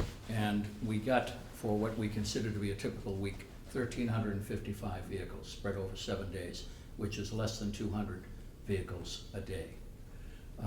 The highest number was 361 on a Saturday, 308 on a Sunday, 286 on a Friday. Now, Sue gave us the count of what we're proposing for parking and reference to what the zoning bylaw requires, and I just want to go back to that because we plan to ask the planning board for relief from the parking requirements based upon the experience my clients have had over the years with this property and based on their plans for the property. The zoning bylaw requires 749 spaces. Now, the number of spaces required on any commercial property is a function of the uses that are being made and the space involved. So if you have a small business with 250 feet of space, 400 feet, you might have to have 3 spaces, even though our experience with this property and our intended plans for this property are that a lot of our tenants are people who operate their own little businesses. Some of them are almost like hobbies. They're not there full-time. They don't have customers coming or clients coming to see them. They may be artists doing painting. They have photographers with their own studios. They go out on their commissions to see their clients. And this is not, these are not intensive uses. In fact, the plan of management now is to move toward more of those uses in the buildings and spaces that are vacant. We're proposing about 471 spaces, a couple hundred less than what the bylaw says, but we're comfortable and confident that in presenting that to the planning board, they'll see that the number of spaces we are proposing should be adequate for the uses based upon the experience. And this is similar to the situation we've had at the Norwood Space Center, and I've done work for them for the last 9 years, where if you added up all the uses that are made, you'd need more spaces, but you have to take into account that some of these uses are made during daytime business hours. Some are evening uses. Some are catch-as-catch-can, people who come in to use their particular studio or office at any odd time. And so while the bylaw doesn't take that into account, the planning board has in the past, and we hope it will in this case, give us some relief and let us go with the number of spaces we're proposing. So on the question of the loophole, if you look at an average of fewer than 200 cars per day, with a peak during the period we checked of 361 on a Saturday, we're nowhere near the 1,000 trips a day that would put us into consideration for a loophole categorization. So I'd ask you to take that into account, that the current uses as well as the proposed uses, which will, some of these tenants, and I think Kevin can speak to this as somebody who's on the site very frequently, some of these tenants show up once in a while, not every day, maybe once a week, maybe once every couple of weeks. So even though we're hoping to fill these spaces, we're filling some of them and hoping to fill them, the reality is that we're not generating the type of activity there and the number of trips that would kick this into a loophole. I'll give you one other example, and this is how the bylaw works. There is a religious organization that holds services in some space they rent from my client, and based upon the capacity of their space, they need 34 spaces. Their average attendance is somewhere between 20 and 30 people. So they need 34 spaces. This is what we're told we're supposed to provide. They have 20 to 30 people showing up on average, and some of those 20 to 30 people are coming together. So you're not generating a whole lot of trips. And the people who only come in once in a while, they're not generating a whole lot of trips. So we'd ask you to take that into account, and I understand the concern, and Mr. Lynn's comments are certainly good. I especially like the meaningful benefit and meaningful improvements. That meaningful word I wrote down a few times, and I appreciate that. But as far as whether you need to impose a condition, a loophole or something, I'd hate to have that come in based upon the idea that maybe if this were fully occupied with the types of uses that generate a lot of trips. We're moving away from retail in terms of the space we plan to fill. That's where you generate a lot of trips, people coming and going for the retail businesses. We're moving away from that, and the future for the Commerce Center now in the plan is to look for tenants who come in once in a while, want a space for their office or their studio or something. They're not bringing a lot of customers with them. They're bringing themselves once in a while. So if you could take that into account, we'd appreciate it, because that is the reality. We plan to make that pitch to the planning board. It's been successful in other projects that I've been involved in, and I think it respects the reality rather than the language of our bylaw.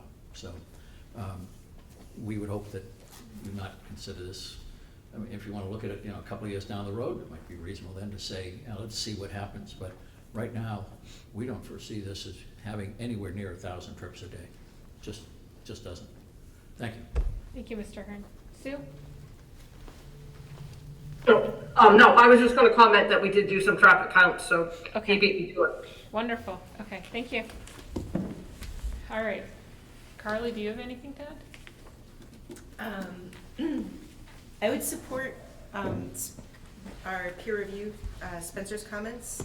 I think it's reasonable to include a special condition that the site would be designated a loophole if any further parking expansion was proposed. I'd be curious to learn more about the potential plantings, the number of woody plants that you were discussing or open to. If you could speak more to that. Before we go off to plantings, can I add something on Yeah. the loophole? Attorney Hearn, I hear what you're saying, that it seems like 1,000 spaces is super remote. 1,000 trips, you mean? Huh? 1,000 trips. 1,000 trips is Yeah. super remote, right? So you've got traffic counts that are indicating, 200 a day, 361 max, planning board, you're in front of the planning board about the number of spaces, and, my continued anxiety is about timing, should we be in front of the planning board, or should we be coming after the planning board to know what they've approved so that then we can react to that? So, definitely interested in your opinion on that, but I think if you're suggesting that 1,000 trips is really remote, I guess I'm having a hard time figuring out why you would be reluctant to us imposing that condition, that if there were more than 1,000 trips, we would consider it a loophole and impose some other restrictions. So, I guess I'm just having a really hard time with this. And again, I struggle with this because this project, and I might be out of order, Carly, so reel me in, but this project has been before us many, many times, and there's been some issues with planning board us. So I guess I'm interested to hear what you have to say about this. Can I speak? Yeah. So Kevin Holker. I think the thing to keep in mind is that we're in a manufacturing district, and we're trying to make it a lesser environmental impact use by creating these smaller spaces that are less trips, and we're redeveloping the whole site so that we're taking care of all the groundwater. I think the concern about the loophole standard is that if this restriction is imposed on us and we go before the planning board and they say you need another 10 spaces, then we're gonna be back here again redoing everything. So I just don't know. We've done a lot of work to mitigate everything and dealt with all of the recommendations that we've been given over the last year. And I think we've done a really good job, and to put a restriction on it that could bring us back here really is kind of concerning. That So- does speak to your Yeah. concern about time. Yeah, so I have to agree. I totally agree that you have addressed all of our concerns. I think our peer consultant relates to that, and we are happy about where this project is. And I'm totally in support of this project, so regardless of where we wind up in this issue. But what I'm concerned with is that your traffic counts look like it's around 400, 500, 600, something like that. All I'm saying is if it gets up to 1,000 a day, should we have some controls in place that allows us to potentially make sure that we have all of the TSS or the oil and grease management related to the additional traffic? And so that's all I'm saying. I mean, I guess I'm trying to figure out what's your anxiety about us asking you to potentially come back to us if you double the traffic? counts at this site, because it's, I mean, and I'm having a hard time, there was like 749, there was 471 proposed, there was a 361 max, there's fewer than 2,200 a day, so, yeah. So, can I ask before you answer, Sue, on the plans before us, that we have 471 spots on these plans? And Correct. And that's Okay, what so you're that's looking for- for relief from zoning for, but That is they could correct. perhaps Okay. ask for 749. Yeah, Is that? We're not Correct. asking for 749. No, That's- they that's what could the ask bylaw for, tells us. yes. My analysis of, based upon the occupied spaces and based upon the spaces that are unoccupied, but the types of uses that we plan to make of those, my count was 749 spaces are required under the bylaw. Correct. okay, But thank you. right now, I mean, a 1 week traffic count was 1,355 vehicles on the site. So if you count, I mean, if we're counting trips in and trips out, or we're counting a car goes in and goes out as one trip, that's 1,355. That's fewer than 200 a day. We're not even at 20% of the loophole number now. And we haven't got that much more, I don't know how many, Kevin, how many more do you think spots would we fill, or more tenants? I mean, we are 2/3 full now. Yeah. We're at the point where we might not even need the planning board anymore because we've rented so much during the process. But there are 2 reasons for the planning board. One is to deal with the parking count. The other is to deal with some sort of a global special permit for the site that eliminates the need for individual tenants to go in before, in most cases, the zoning board. But if it's a major project, then the planning board has authority. That's the type of stuff that makes it difficult to attract tenants. Oh, welcome, you've got to go to the zoning board and get a permit because you don't fit into the zoning bylaws allowed uses in a manufacturing district, except by special permit. We're trying to eliminate that, we plan to go to the planning board on it. Now, one of the issues that comes up, and I think you alluded to that, about, well, do we go to the planning board first? Do we go to the Concom first? And Sue and I had this discussion today, because I'm trying to get ready to file with the planning board. I've told them multiple times, stop telling them, we're coming in soon. Because the work we're doing with you folks, and the work that has been reviewed by PAR and by Carly and all that, the proposed work, and all of that is, in some respects, much more detailed than what the planning board's looking at. Planning board's gonna be concerned about stormwater and how we're taking, if we're adding pavement, what are we doing with the water? But we would like to know where we stand with you folks, because we think that if we come out of the commission with an order of conditions, and then go to the planning board, we'll be able to say to them, look, we've been through what I think is a tougher or more detailed review than what they have. We've been through that, and we're not likely to see more changes to these plans. But if we go to them and then come back to you, and then the plans change because of some requirements you folks might have, then we have to go back to the planning board again. It's like playing ping pong. So we thought, dealing with you folks, who were dealing with wetlands and control of the conditions on the site, and to protect the water and everything, we thought coming to you first made the most sense, because I think you have the greatest environmental impact, or the jurisdiction on the greatest environmental impact. And that's what Sue and I talked about. How many times do we don't want to revise the plans any more times we have to. We've already revised them a lot, and I think we have a good project here. But back to this question of, well, I just don't like having conditions that lingering or being there on an order of conditions that aren't really applicable to our proposal, not applicable to the project as we see it, not anywhere near. Our numbers are nowhere near that, and so is it going to get busier when we have it fully rented? Not that much busier in terms of the number of trips per day, which is how we look at these things. It's not going to be that much busier.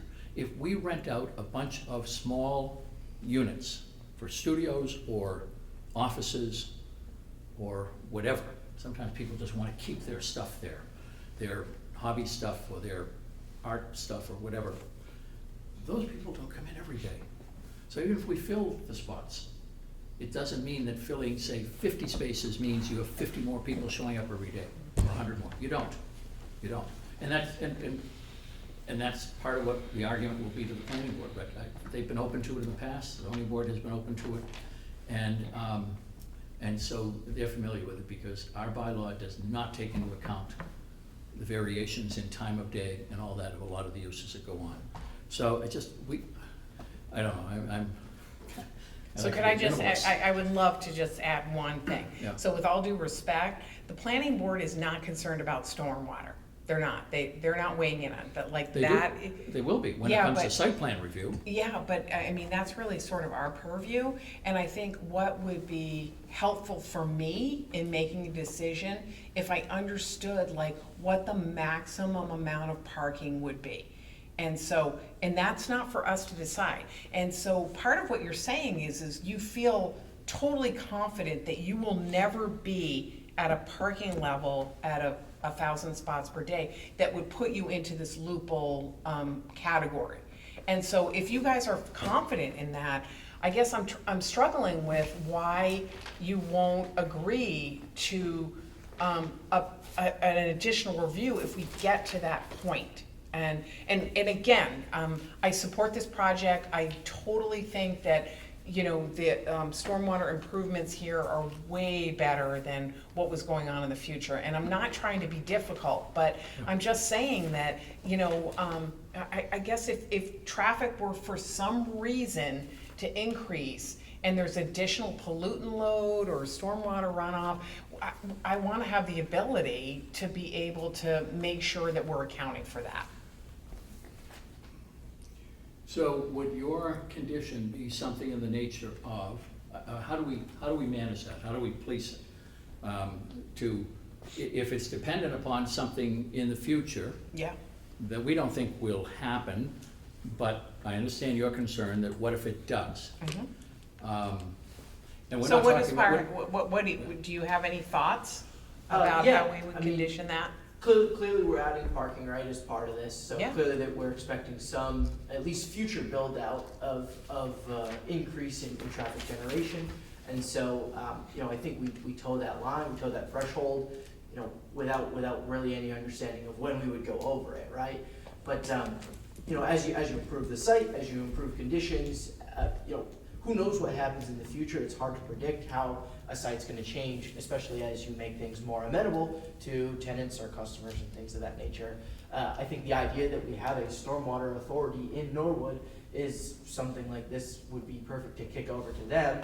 You know, should any parking increase sort of occur. Exceed as a a- threshold or something, occur in the future as a result of increased demand for this site, then it goes to the review of the stormwater authority. The stormwater authority is gonna look at the standards, gonna look at loophole.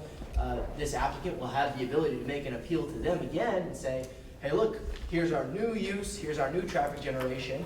We're still not a loophole, but that review can occur under the stormwater authority. And so I guess I didn't know until tonight that there was gonna be a stormwater authority in Norwood, but I think as a result, this is the perfect thing to kick over to them, that any increase in parking just triggers another stormwater authority review to understand whether or not there should be a loophole designation for the site. And that gives the applicant, you know, sort of the opportunity to defend their case. It should parking increase or parking needs increase, and to show that, hey, we're still not a loophole even though we're generating more trips now because the site's better. It gives them the opportunity to sort of make that case still. Because I understand, like, traffic might increase, but there's a long way to go before they're a loophole designation. At least some sort of extra review with the stormwater authority to make sure that that's not the case, that they trigger that loophole threshold. How many parking spots are there today? So full disclosure, I live at 70 Endicott, and I love the revitalization of this whole neighborhood that's going to happen as a result of all of this. But my observation is that, especially in the summertime, on a Saturday or a Sunday morning around noon, there are cars parked all the way from where the mailroom is back up to Walpole. So I'm just curious, how many parking spots are there today? And how many are proposed? So do you have that? I think we have, 71. Who said that? Proposed is 471. 471? yeah, do we have about 400 presently? On one of the schedules, we have Sue on sheet C4. I'm looking at an older version. I didn't bring with me the current. So there's about 471 at the site. No, we're looking for. We're looking for 471. It's about 400. In the So about I think it's 400. close to 400 now on the ground. What I'm confused about is we're gonna increase 300. But Yeah. the, How do we have final say on it? we would have to, I want to say this. Hmm. We're coming to you now for approval of the improvements that will generate an increase to 471 spaces. Mhm. If a couple of years down the road, we decide we want to add spaces, we have to come back to you. But can you, We're in will you, your jurisdiction. with the current improvements gets you to 471. Yeah. And were you saying that the bylaws? Bylaw says 749. Exactly. So what I'm asking is, are the stormwater controls sized to the 749 number? No. No. Exactly. So there's my point. So what I'm saying is like, at some point, if we give you an order of conditions and we let you build to the 471, which again, I think what you're hearing is we're all supportive of this. But if we're increasing the traffic by 300, how do we ensure that the stormwater controls match that increase? Like, because we've lost our jurisdiction at that point. You don't have to come back to us because the planning board has approved the 749 number. No, let me back up on that. Maybe I did not explain that Oh, well. great, okay, The good. 749 is if you take out the zoning bylaw and calculate the number of spaces based upon the number of parking spaces required, based upon the uses being made and the area of those uses, because it's a combination of those for some things. If you, and it's based on occupant load for certain, like places of public assembly and so forth. So if you, and I spent hours going through my clients' reports of, here are the spaces in all the buildings, here's what they're used for, here's what they will be used for, apply the zoning bylaw to that. I come up with 749. I think it's a pretty good number. 749 what? Is what the bylaw says we're supposed to have. Spaces, Yes. parking spaces. We do not want to build 749. We want to end up with 471 spaces on Great. the site. And we think that is plenty And you based upon- designed the stormwater controls for to that, the for 471 number. Got it. We're never going to build 749 spaces. We don't want to. And that's why we're going to the planning board to say to them, look, your bylaw says we have to have this. We're asking for special permit relief. But don't we need to find out first that they're agreeing to 471 before we approve infrastructure to meet that number? I feel like what we're approving might be obsolete in a month. And we come back to you. You, We'd come back to you at that point. But I don't think it's going to happen. So if we Okay. what if we approve the order conditions based on 471 Yeah. parking spots? Yeah. And if you want to increase that, you need to come back to us. Yes, that's what I just, yeah, I agree. Oh, okay, that's what you're saying. That's what I said a Okay, moment okay. ago. Oh, yay, did amen, you have okay. anything to add? I just saw you raise your hand. I think that was my recommendation. Perfect. Oh, okay, oh my gosh, Should- something's should been going any- on, sorry. Should any increase in park, like, not a loophole designation currently. Okay, so don't use the word loophole, Yeah. which is creating a consternation for you guys, but if there's an And- increase beyond And that. I would just say, should any increase in parking occur, the stormwater authority in Norwood should review Yeah. and work with the Yeah. applicant and run traffic counts for the adjusted new use as a result of the increase in benefits to the site, and just run that analysis again to see whether or not the new proposed use of the site triggers that loophole designation. And just, should any parking increase occur, run that review again. Run the traffic numbers again and Okay. adjust it upward and allow some malleability with the applicant to, continue to make their defense, in regards to not being a loophole designation, but still Yeah. allow some sort of continuous review, should that loophole threshold get crossed. Yeah, if you issue an order of conditions based upon our proposal, which, as Sue has said, is 471 spaces. If you approve that, then we're bound by that in terms of what it is we're building. Yeah, I was And- unclear on that. Yeah, yeah, I mean, Yeah, that's it what was, you're so, yeah. authorizing. Okay, got it. If we come, and then, so if we go crazy and start building, 550 spaces out there because the asphalt was cheap and we cut down a bunch of trees, I'm sorry to say that, and did all that stuff, Yep. and then you folks found out, you have us in for violation of the order of conditions.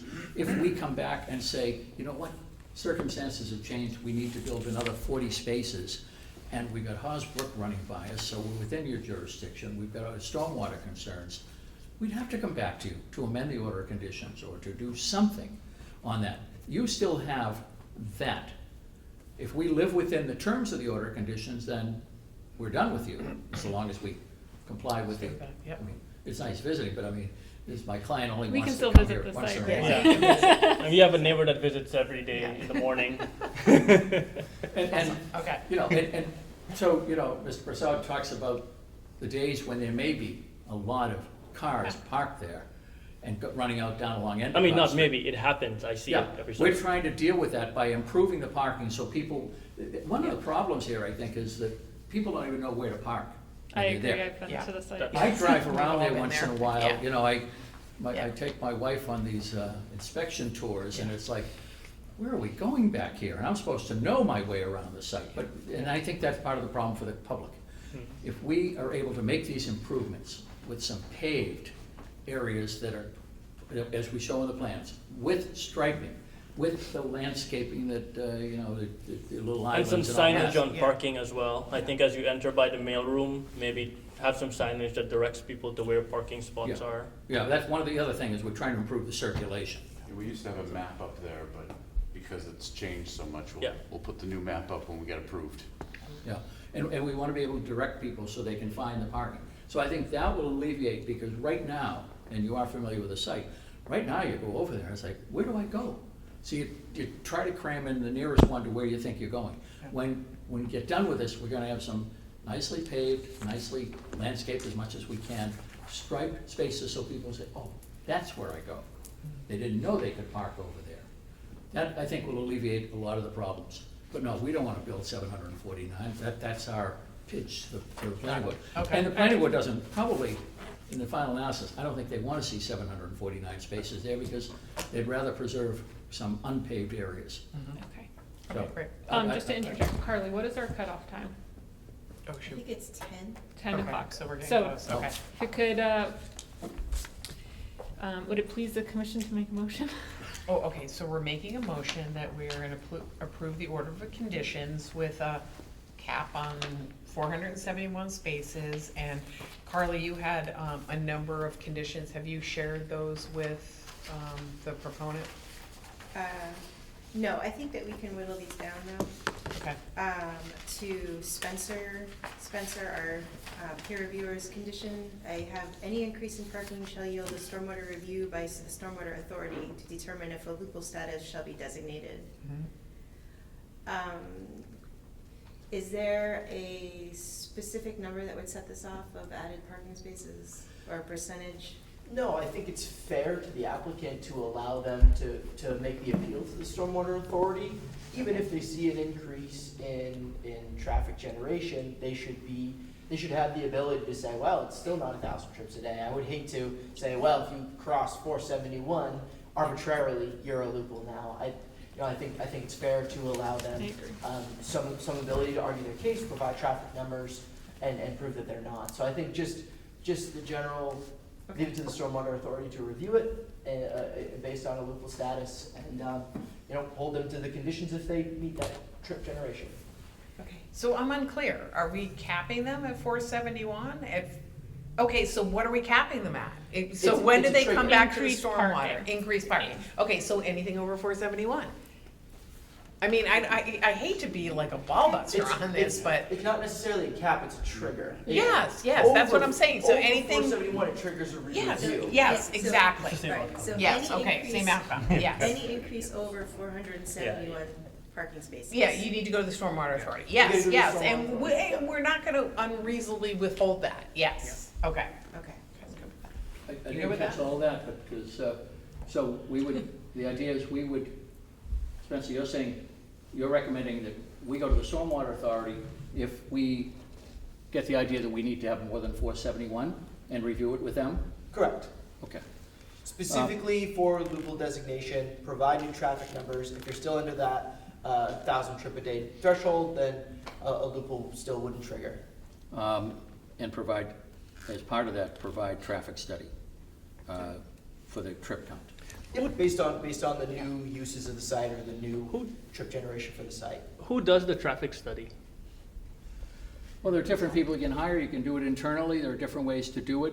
Sometimes you put those Strips cables out, across the road, different ways to do that. I think if we found ourselves in that position, we'd have to pick something that will give a result that everybody reviewing is comfortable, that it's accurate. You'll be working with the engineering department at that point. I think They're we the would be. experts, Yeah. so. Yeah. Yeah, they know a Usually little bit send an about intern out there. roads. Yeah. Yeah, an intern, yeah, exactly. And so are there any other conditions that we would negotiate after the fact? I mean, I just, we're pressing up against time. Okay, in general, in terms of plantings, we look for a 75% survival rate within 2 growing seasons, and replace those that have died with equivalent native species. I noticed there was an invasive species management memo that you included that noted that the program goes for 3 years. So I would ask that that occur. That would be a condition. Was that 2 years? It says 3 years. 3. in- I just couldn't hear you, I'm sorry. Okay, I'm sorry. It says 3 years in the memo. Okay. All right. Also, Spencer had mentioned, Spencer and Seaver in their peer review, that they recommended that we issue the waivers for requested work within undisturbed buffer area and no build area. Because the applicant will be improving conditions, and it was nearly impossible to improve conditions without doing work within those zones. So I would recommend that the Concom issue those waivers. Okay. That sounds fair. That was it. All right. So should we make a recommendation based on what Carla just said? A motion. I'll make a motion that we approve the order of conditions with 471 spaces. If they exceed that, they go to the Stormwater Authority, and the conditions that Carla just enumerated. I'll second that. Okay. I'll go down the list. Please state your position. Kelsey Quinlan, aye. Catherine Walsh. Aye. Anil Prasad. Aye. And Kalima Mustafa Woodberg is absent. All right. Thank you very Thank much. you. Thank you, you guys. Thank you. Appreciate it. Thank you. Thank Thank you, you. Sue. So Kevin, do you Thank Thank you very manage, much. do you manage the Bye, Sue. site? Yes. Bye, thank you. Well, I'm Thank you. the project manager. We have a manager that's an on-site manager as well. Oh, okay, got All right. Moving on. Moving on. I know, before Train's we get rolling. it. We just kicked want a out. coffee shop there. I do too. I really am. Number 3, we have MBTA Railroad Right-of-Way. very much. Request Yeah. for determination Thank of you, guys. applicability, NORD number 2025-01. Applicant is Anna Rita Pascal from Keolis. Rep is Matt Donovan from Banesh. Project description is vegetation management and maintenance activities in the railroad right-of-way and the confirmation of boundaries of resource areas as depicted on the plan. This is continued from May 7th and has been requested to be continued to June 18th at 7:30 p.m. here at the Norwood Senior Center. Did anyone want to speak on this before we make a motion to continue? No? Okay, yeah. Okay, if it would please the commission, we could have a motion to continue this hearing to June 18th at 7:30 at the Senior Center. I'll make that motion. I'll second. Wonderful. I'll go down the list. Please state your position, starting with myself, Kelsey Quinlan, aye. Catherine Walsh. Aye.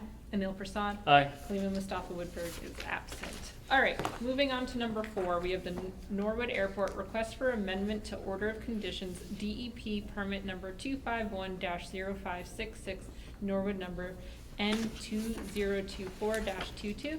Our applicant is the Norwood Airport Commission, represented by Alyssa Jacobs from Epsilon. Epsilon. Epsilon, thank you.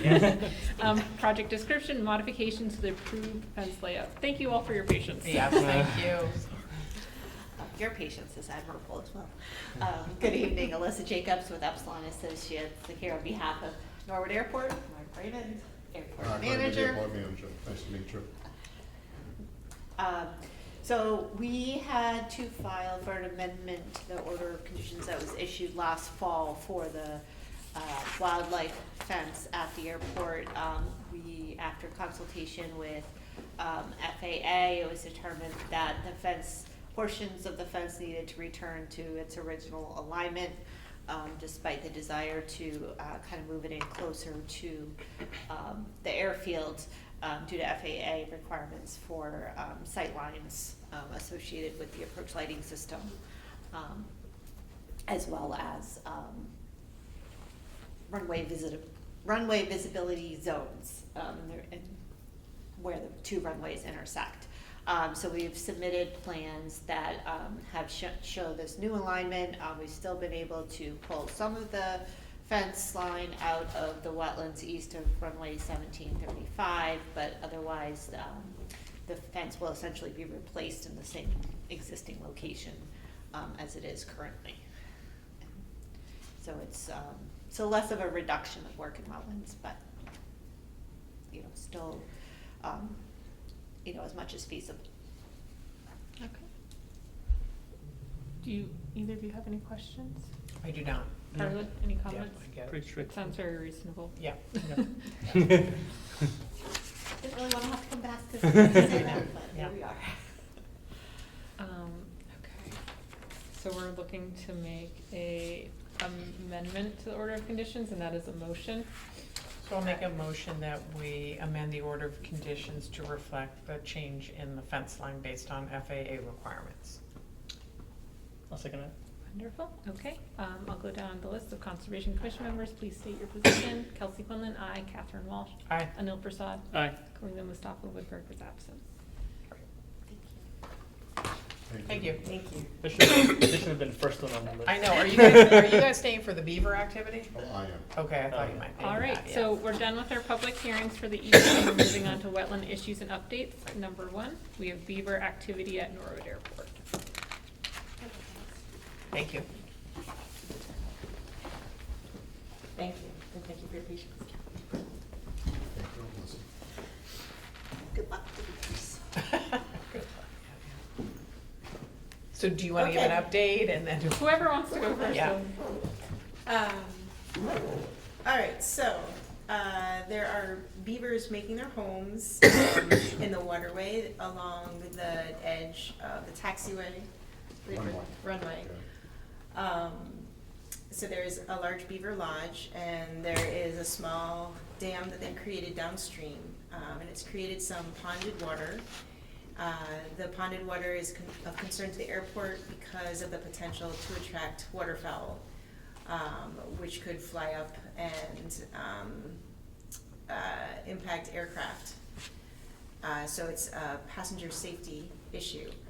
And so the question was how to deal with this scenario, and the potential for trapping beaver, which means to kill beaver because you can't release them elsewhere. Would that be the solution, or is it installing a water flow device, which is also basically a beaver management device? It lowers water levels in the beaver ponds, so there's less ponding. Is that the solution? There's another alternative, which is to install sort of beaver and waterfowl repellent structures, perhaps flags that wave in the air to make the area less attractive to them. These are all questions. Why the CONCOM comes into play is that if you put in a water flow device, it affects the wetlands there, and you're working in jurisdictional area. So to breach a beaver dam, the Concom would have to issue an emergency certificate for that. But in order for the airport to trap beavers, they would apply for an emergency certificate, I believe, from the Board of Health. The Board of Health, however, has denied their request, not seeing it as a public health issue. And so we've been in discussion with the airport manager, who's here today, and with our Board of Health director about these options. And there's interest in the Conservation Commission potentially funding the installation of water flow devices at the airport, because it's not in their budget. Also, in myself reaching out to more firms, I've communicated with a couple of beaver management firms, and neither has immediate availability to do anything on the site. One recommends not to put in these water flow devices because there will still be ponding, which will still create waterfowl, will still be a waterfowl attractive. The other one said they're willing to put in these devices wherever, but they don't have current availability. And they recommended a couple more firms that I could communicate with to see if they would be willing to install devices. And we also spoke with one expert who recommended putting up the flagging to see if it would repel the beavers and waterfowl from that area. And that expert recommended not trapping beavers because they'll just come back again and again as they spread out over the territory, but instead installing the water flow devices and the flagging. That's background. It's What good else can we background. say? And here's Well, Mark. I have a few more pieces, Please. if you don't mind me adding. So that was the Board of Health's, their criteria.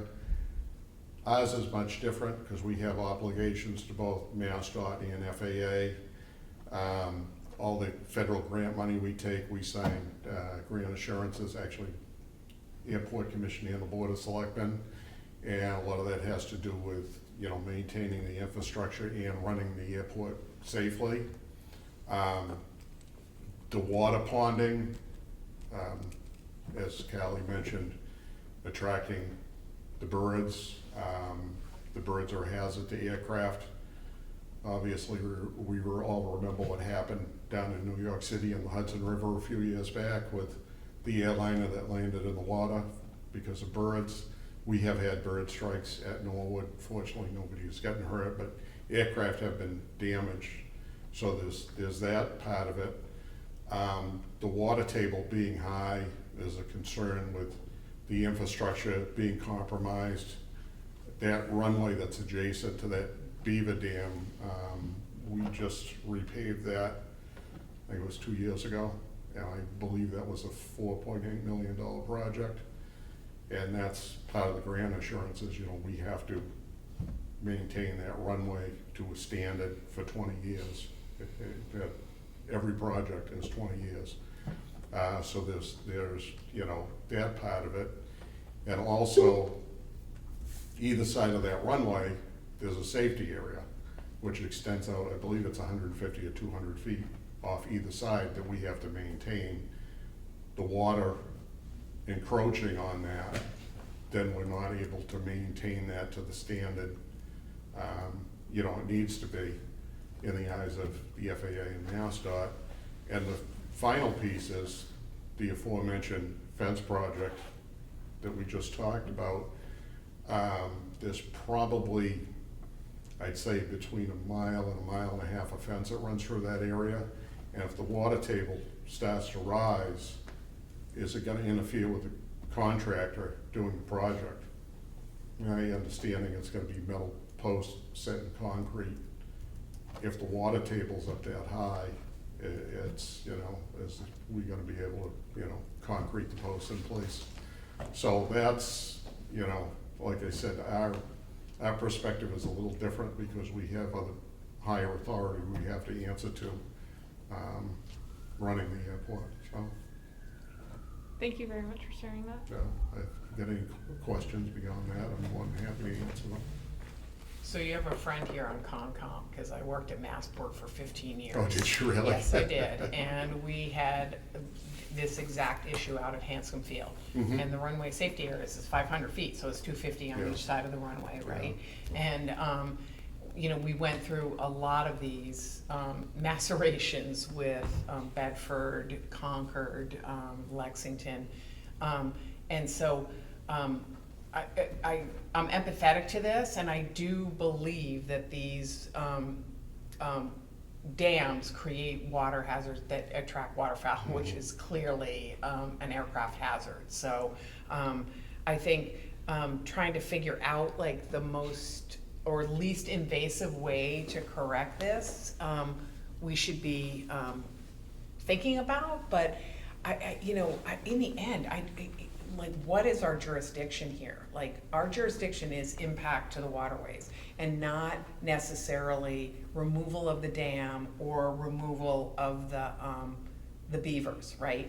And so, you know, I'm going back to my former days. Like, I don't remember Concom's being the jurisdiction. It was like Department of Marine Fisheries and I can't even remember what the other ones were, but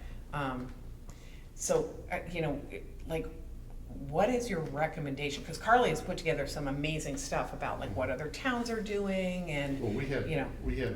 I had a couple of discussions with Carly, and like I said to her, you know, if there's alternatives to trapping, I'm fine with that. Yeah. Or if we wanna put in, you know, the water diverters, whatever. Yeah. You know, however we get to where we need to get to, I'm fine, you know, the trapping would be worst case scenario.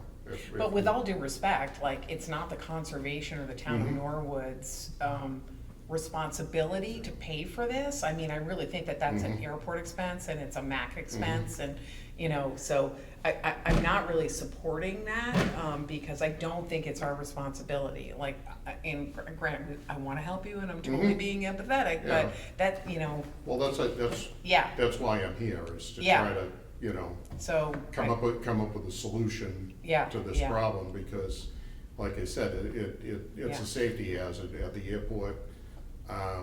Could be considered liability to the town, because it's our airport.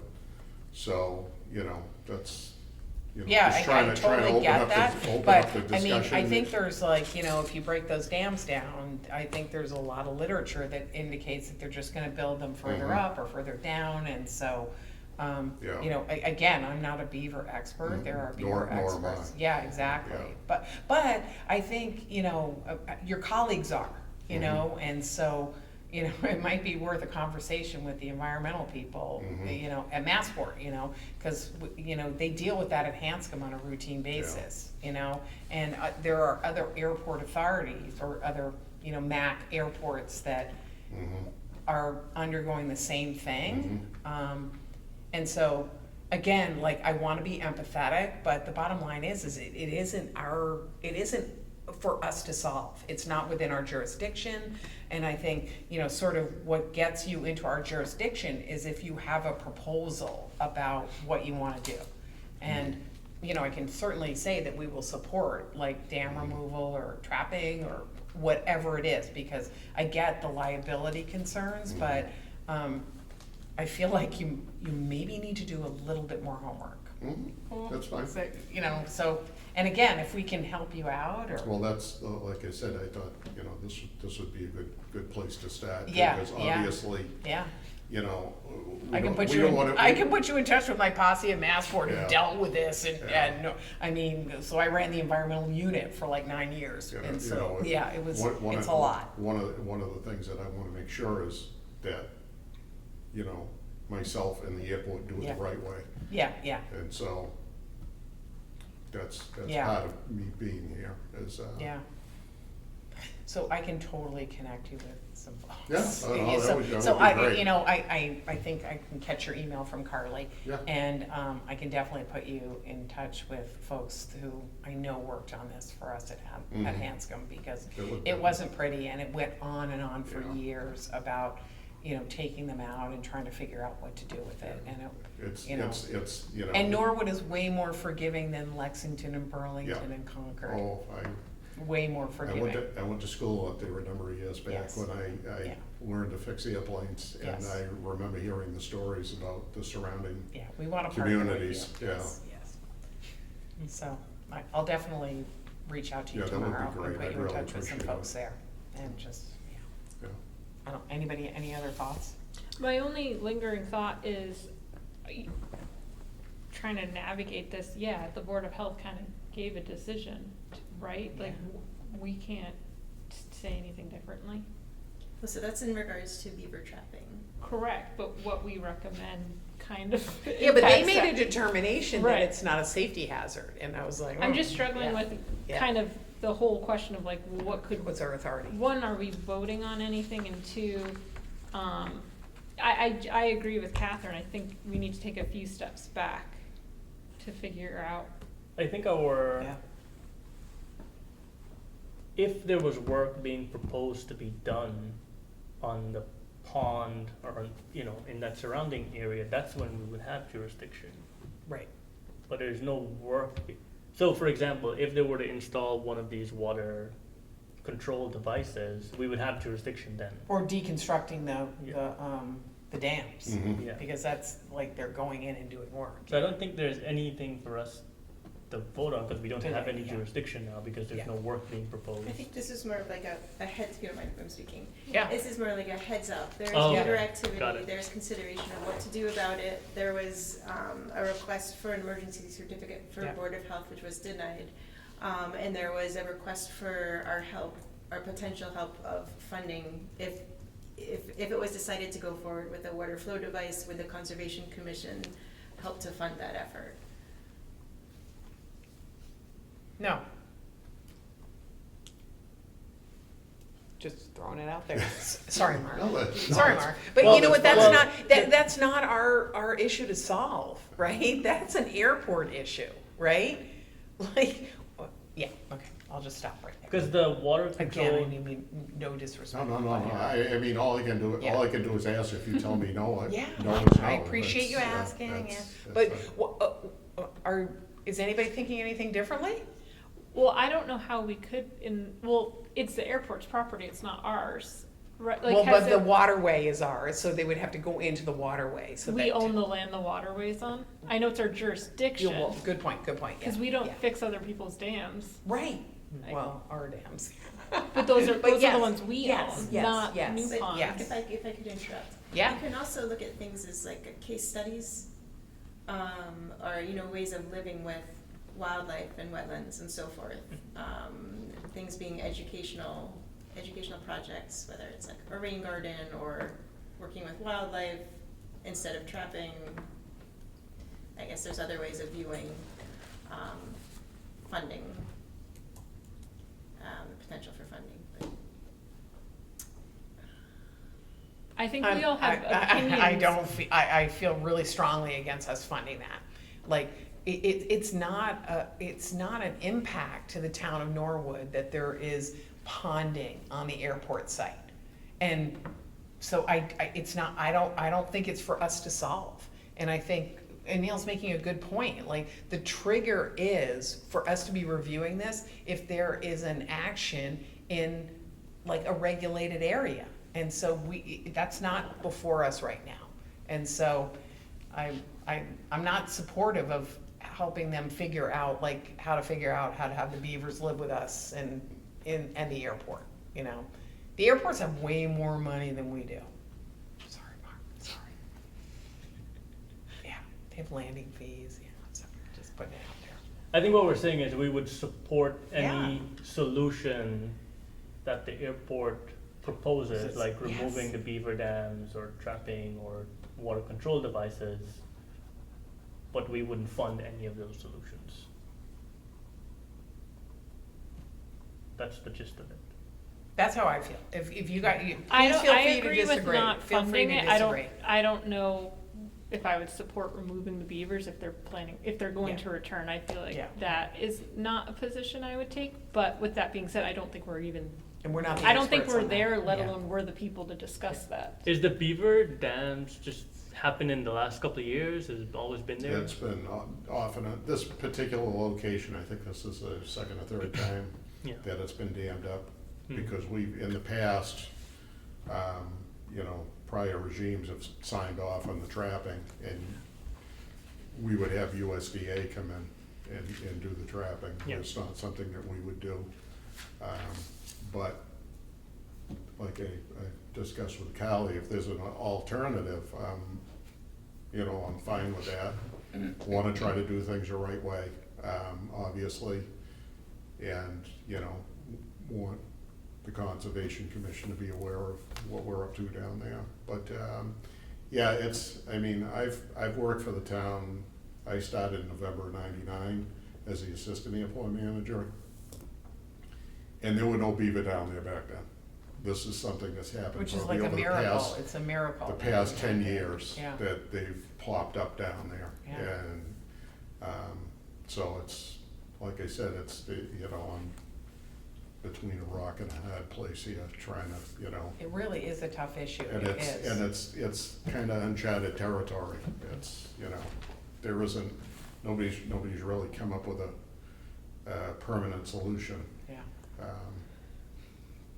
You can maybe slow it down for a while, but that's why, that was part of the reason why, you know, I reached out to Kylie Yeah. and discussed it, you know, because I don't know what the answers are or what is out there to deal with this problem, Mm.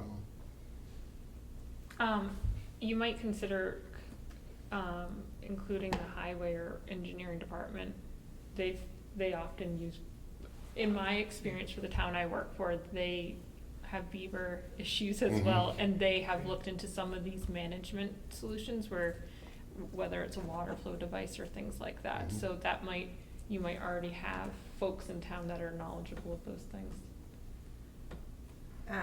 DPW currently is working with Beaver Solutions to install a water flow device by Astor and Morgan. Beavers block up the culvert under a right-of-way there. So that will be good to watch and see how that if it goes. works, We can yeah. learn from that. Okay.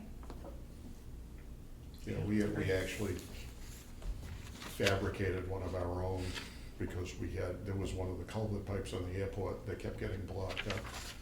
And so we fabricated our own out of wire fence, and it worked great in that particular location. I think the problem is this area now, it's out in the wetlands. Mm. And it's just all open out there, and it's real easy for the beaver to, Understood. if, you know, put one of these things in, they could figure out, oh, well, if we move down Purgatory Brook a few hundred feet, we can build another dam. Mhm. So, Interesting. smart animals. They're industrious, Oh, Yeah. right?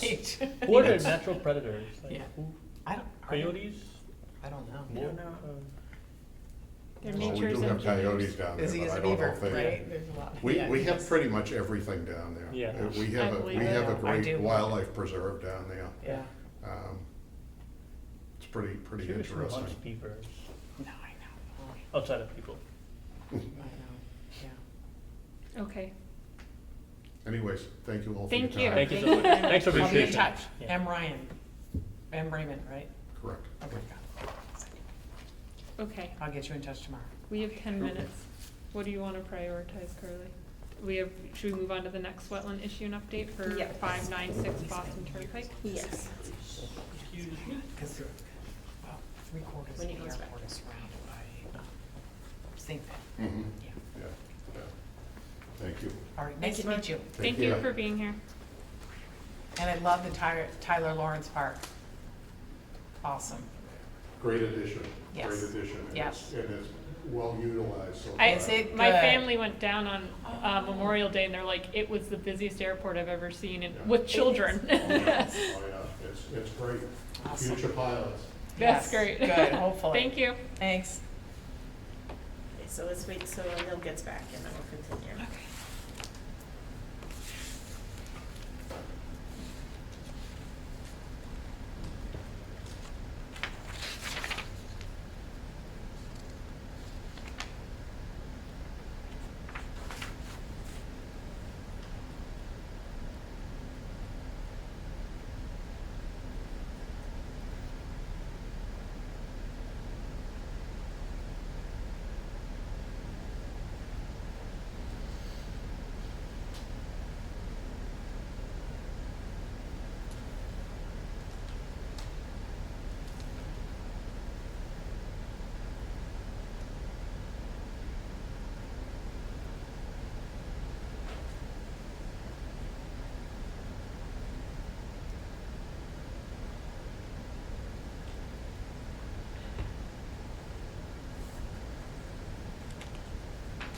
Naively, I didn't think this would be a long one. I thought it was gonna be a long one. I You was did. worried. Yeah, that yeah. 6 cents. I know.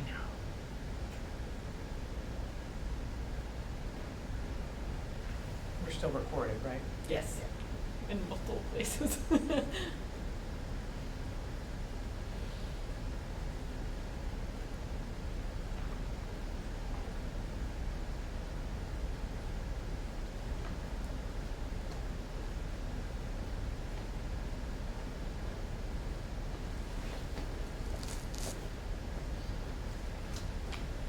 Okay, so in terms of activity at 596 Boston Providence Turnpike, the landowner cleared the woods following our order of conditions that we had previously issued and which are still in effect. And our building commissioner, Gary Pelletier, and myself are keeping an eye on the lot to make sure that they follow all the regulations. I had just wanted to give you a heads up that activity is ongoing there. There's no action needed on your part. And so you conferred with Mass DEP Circuit Rider and Town Council that the Conservation Commission has no actionable path forward with this site. Yep, they're just following the order of conditions. If there's violations, then stop work order shall be issued, but, or enforcement order. At this point, they're not violating any of the orders of condition, or zoning at this point. So Gary Pelletier is keeping an eye on that. Thanks for the update. Yeah. Okay, moving on to Conservation Commission business. Proposed fee schedule change. Do you have a slide deck I sent you? Yeah. So Carly and I took a look at an example. We looked at 83 Morse Street, which is a mixed-use facility. So I tried to do a comparison of what the calculations are for under the current fee schedule and then what it would look like in the future if we did the proposed fee schedule. It's in the email I sent today. I created a special folder for me. You're special.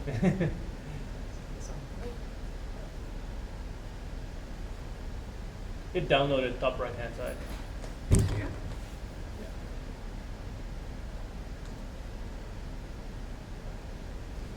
If you scroll down,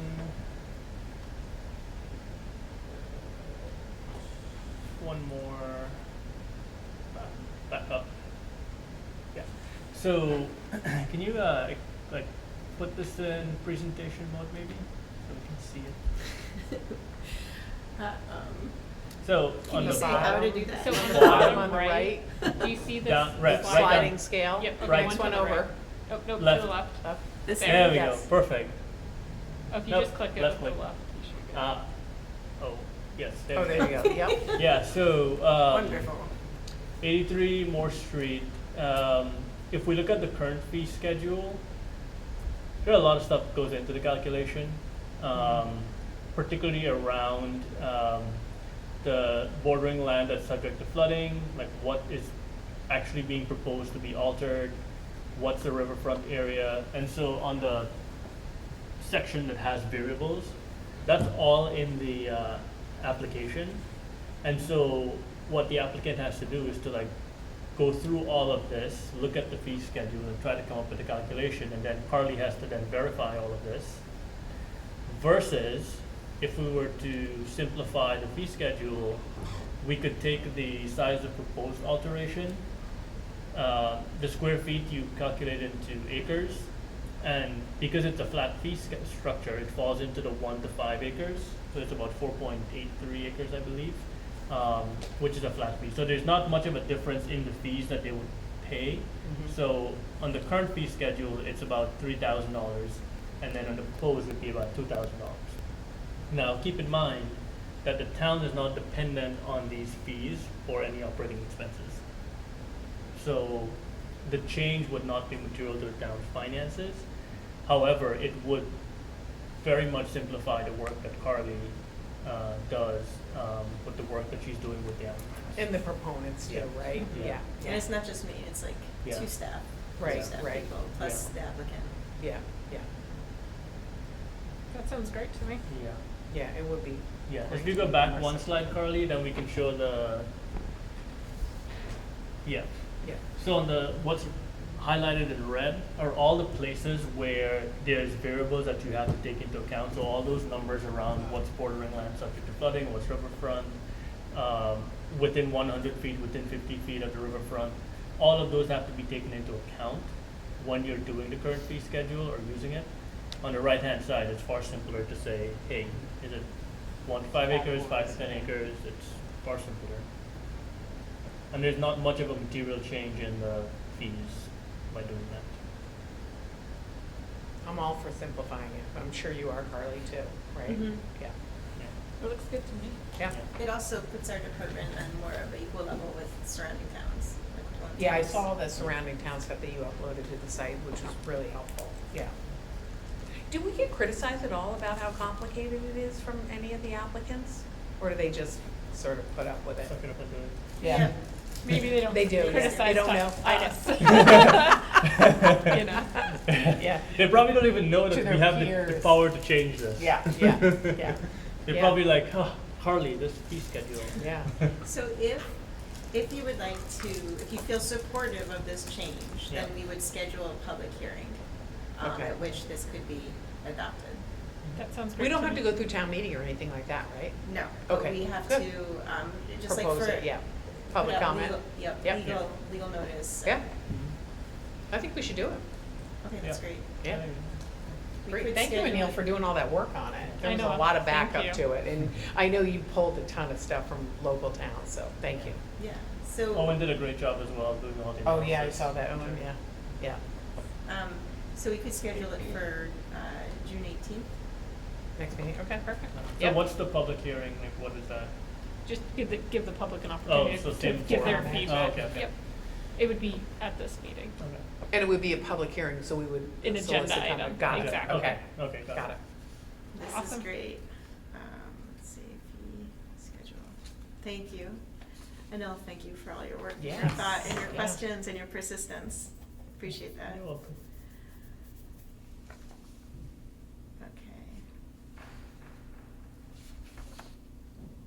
Okay, great. Do you want me to move on? I don't want to rush anywhere. Nope, you can move Okay. on. Number 2, we have CPC report, or no, I'm so sorry, comprehensive plan report. The very quick update on that is we moved from public engagement period where we solicited responses, and now it's moving to a review draft. CPC report. So I actually missed the last meeting, I had a work event, but I knew, so I was at, town meeting, all of the 7 projects that we proposed were adopted. And, Kristen is working on the award letters, and so we had drafts that I think have gone out to the proponents, so, you know, good news, we're moving forward on that, so, Wonderful. thank you. That's awesome. Okay, last agent update. Okay, so please make sure that you sign the forms before you go. We had a work day at the Norwood Community Food Forest, and it was organized by a new woman who is doing the Food Forest volunteer organization, Danny LaPiccolo. She's working with Mark Negron, and we worked hard. What's interesting is she is organizing volunteers to work on both Norwood Community Food Forest and the Food Forest at Grace Episcopal Church. So she's creating a larger pool of volunteers and building their skill set, and I think that this is a great movement forward. We were removing poison ivy and exotic invasive black swallowwort, so we made a dent. And Danny's been doing great work. She had already started removing poison ivy herself, just coming after work and removing Oh, poison wow. ivy. So That's dedication. Yes, Can we settle on a date to meet there? So I think Mark proposed the 20th. he did, but I know you're not able to make the 20th. Oh, I from can't make email. the 20th either. So I think we have some Okay. work to do yet. Okay, got it. Tomorrow, the town engineering department is holding a public hearing for the adoption of stormwater regulations, which is very exciting for us. They will, they'll help us a lot in assessing the different applications that come in, and so they'll complement, what already exists, which is our town stormwater bylaw, so. Yay. Great. Yay. Great, Got it over great. the finish line at town meeting. At Maytown meeting, it was 3 sessions. Conservation Commission's ask for $10,000 for a conservation land fund was approved via the. You guys, I have to say that one of the things at one of the info sessions when I was presenting, someone was like, is 10,000 really enough? Like, can that really help us? I was like, actually, that's really great feedback. So, you know, they see, you know, certainly the 2 members that were sort of like giving the thumbs up seem supportive of a larger contribution. So just something to keep in the back of our hat as we ask for additional funding, like, so just putting that out there. Okay, and the request for $200,000 to fund a feasibility study for Guile Pond was also accepted. So this is wonderful. It That's shows great. support for Conservation Commission's work, and it's exciting. So thank you to Yeah, it is CPC, exciting, thank yeah. you to town meeting, thank you to Norwood. Town meeting also. Well, thank you to you. You put together a really comprehensive application, so it was super easy to approve. People definitely had some questions, but the real questions were not so much the technical part of it, it was really the public input. And so I think, and Mike Regan agreed that he was totally supportive of, you know, engaging with Conservation Commission on that. So thank you, Carly. Yeah. I mean, you made it easy for Okay. that to happen. Finally, town meeting accepted the updated flood protection overlay district. And that is also exciting because it contains so much more information for us, Yeah. which will help us to make better decisions about permitting applications that come in floodplain areas. And we've received the updated FEMA maps, which are now in my cubicle at the office, which is exciting. So we can all come and visit. And we're still looking, I guess the vacancy is still open on our commission. We've received 2 applications so far. I'm hoping we receive some more, and then we'll have some interviews and meet some people. Great. What's the background of the 2 people that have applied? I just got Okay. them forwarded to me today, and so I have not done a deep dive into their resumes Can we yet. take both of them? We can only choose, we can have one, we can add one person. Did you say, can we take both? Well, yeah, exactly. Yeah, no, because we're a 5-person Only 5. commission. We can't have an alternate, like planning board? Can We only have have to change our, I think, the charter So we or just, something. the history is we just reduced the commission size about a year ago, so. Which is done by the town manager. Hmm? The town manager did it. Oh, I thought we approved it. We did approve it, Yeah, yeah, Yes, we did, yeah. upon recommendation of the Oh, town manager. gotcha. So, Yeah, that's it. Awesome. that's awesome. That's Thank great. you. All right, Today wait, was a you got marathon. one more motion. Oh, I make a motion that we adjourn? I'll second that. Wonderful. I'll go down the list. Kelsey, aye. Catherine? Aye. Anil? Aye. All right. Wow. Thank you.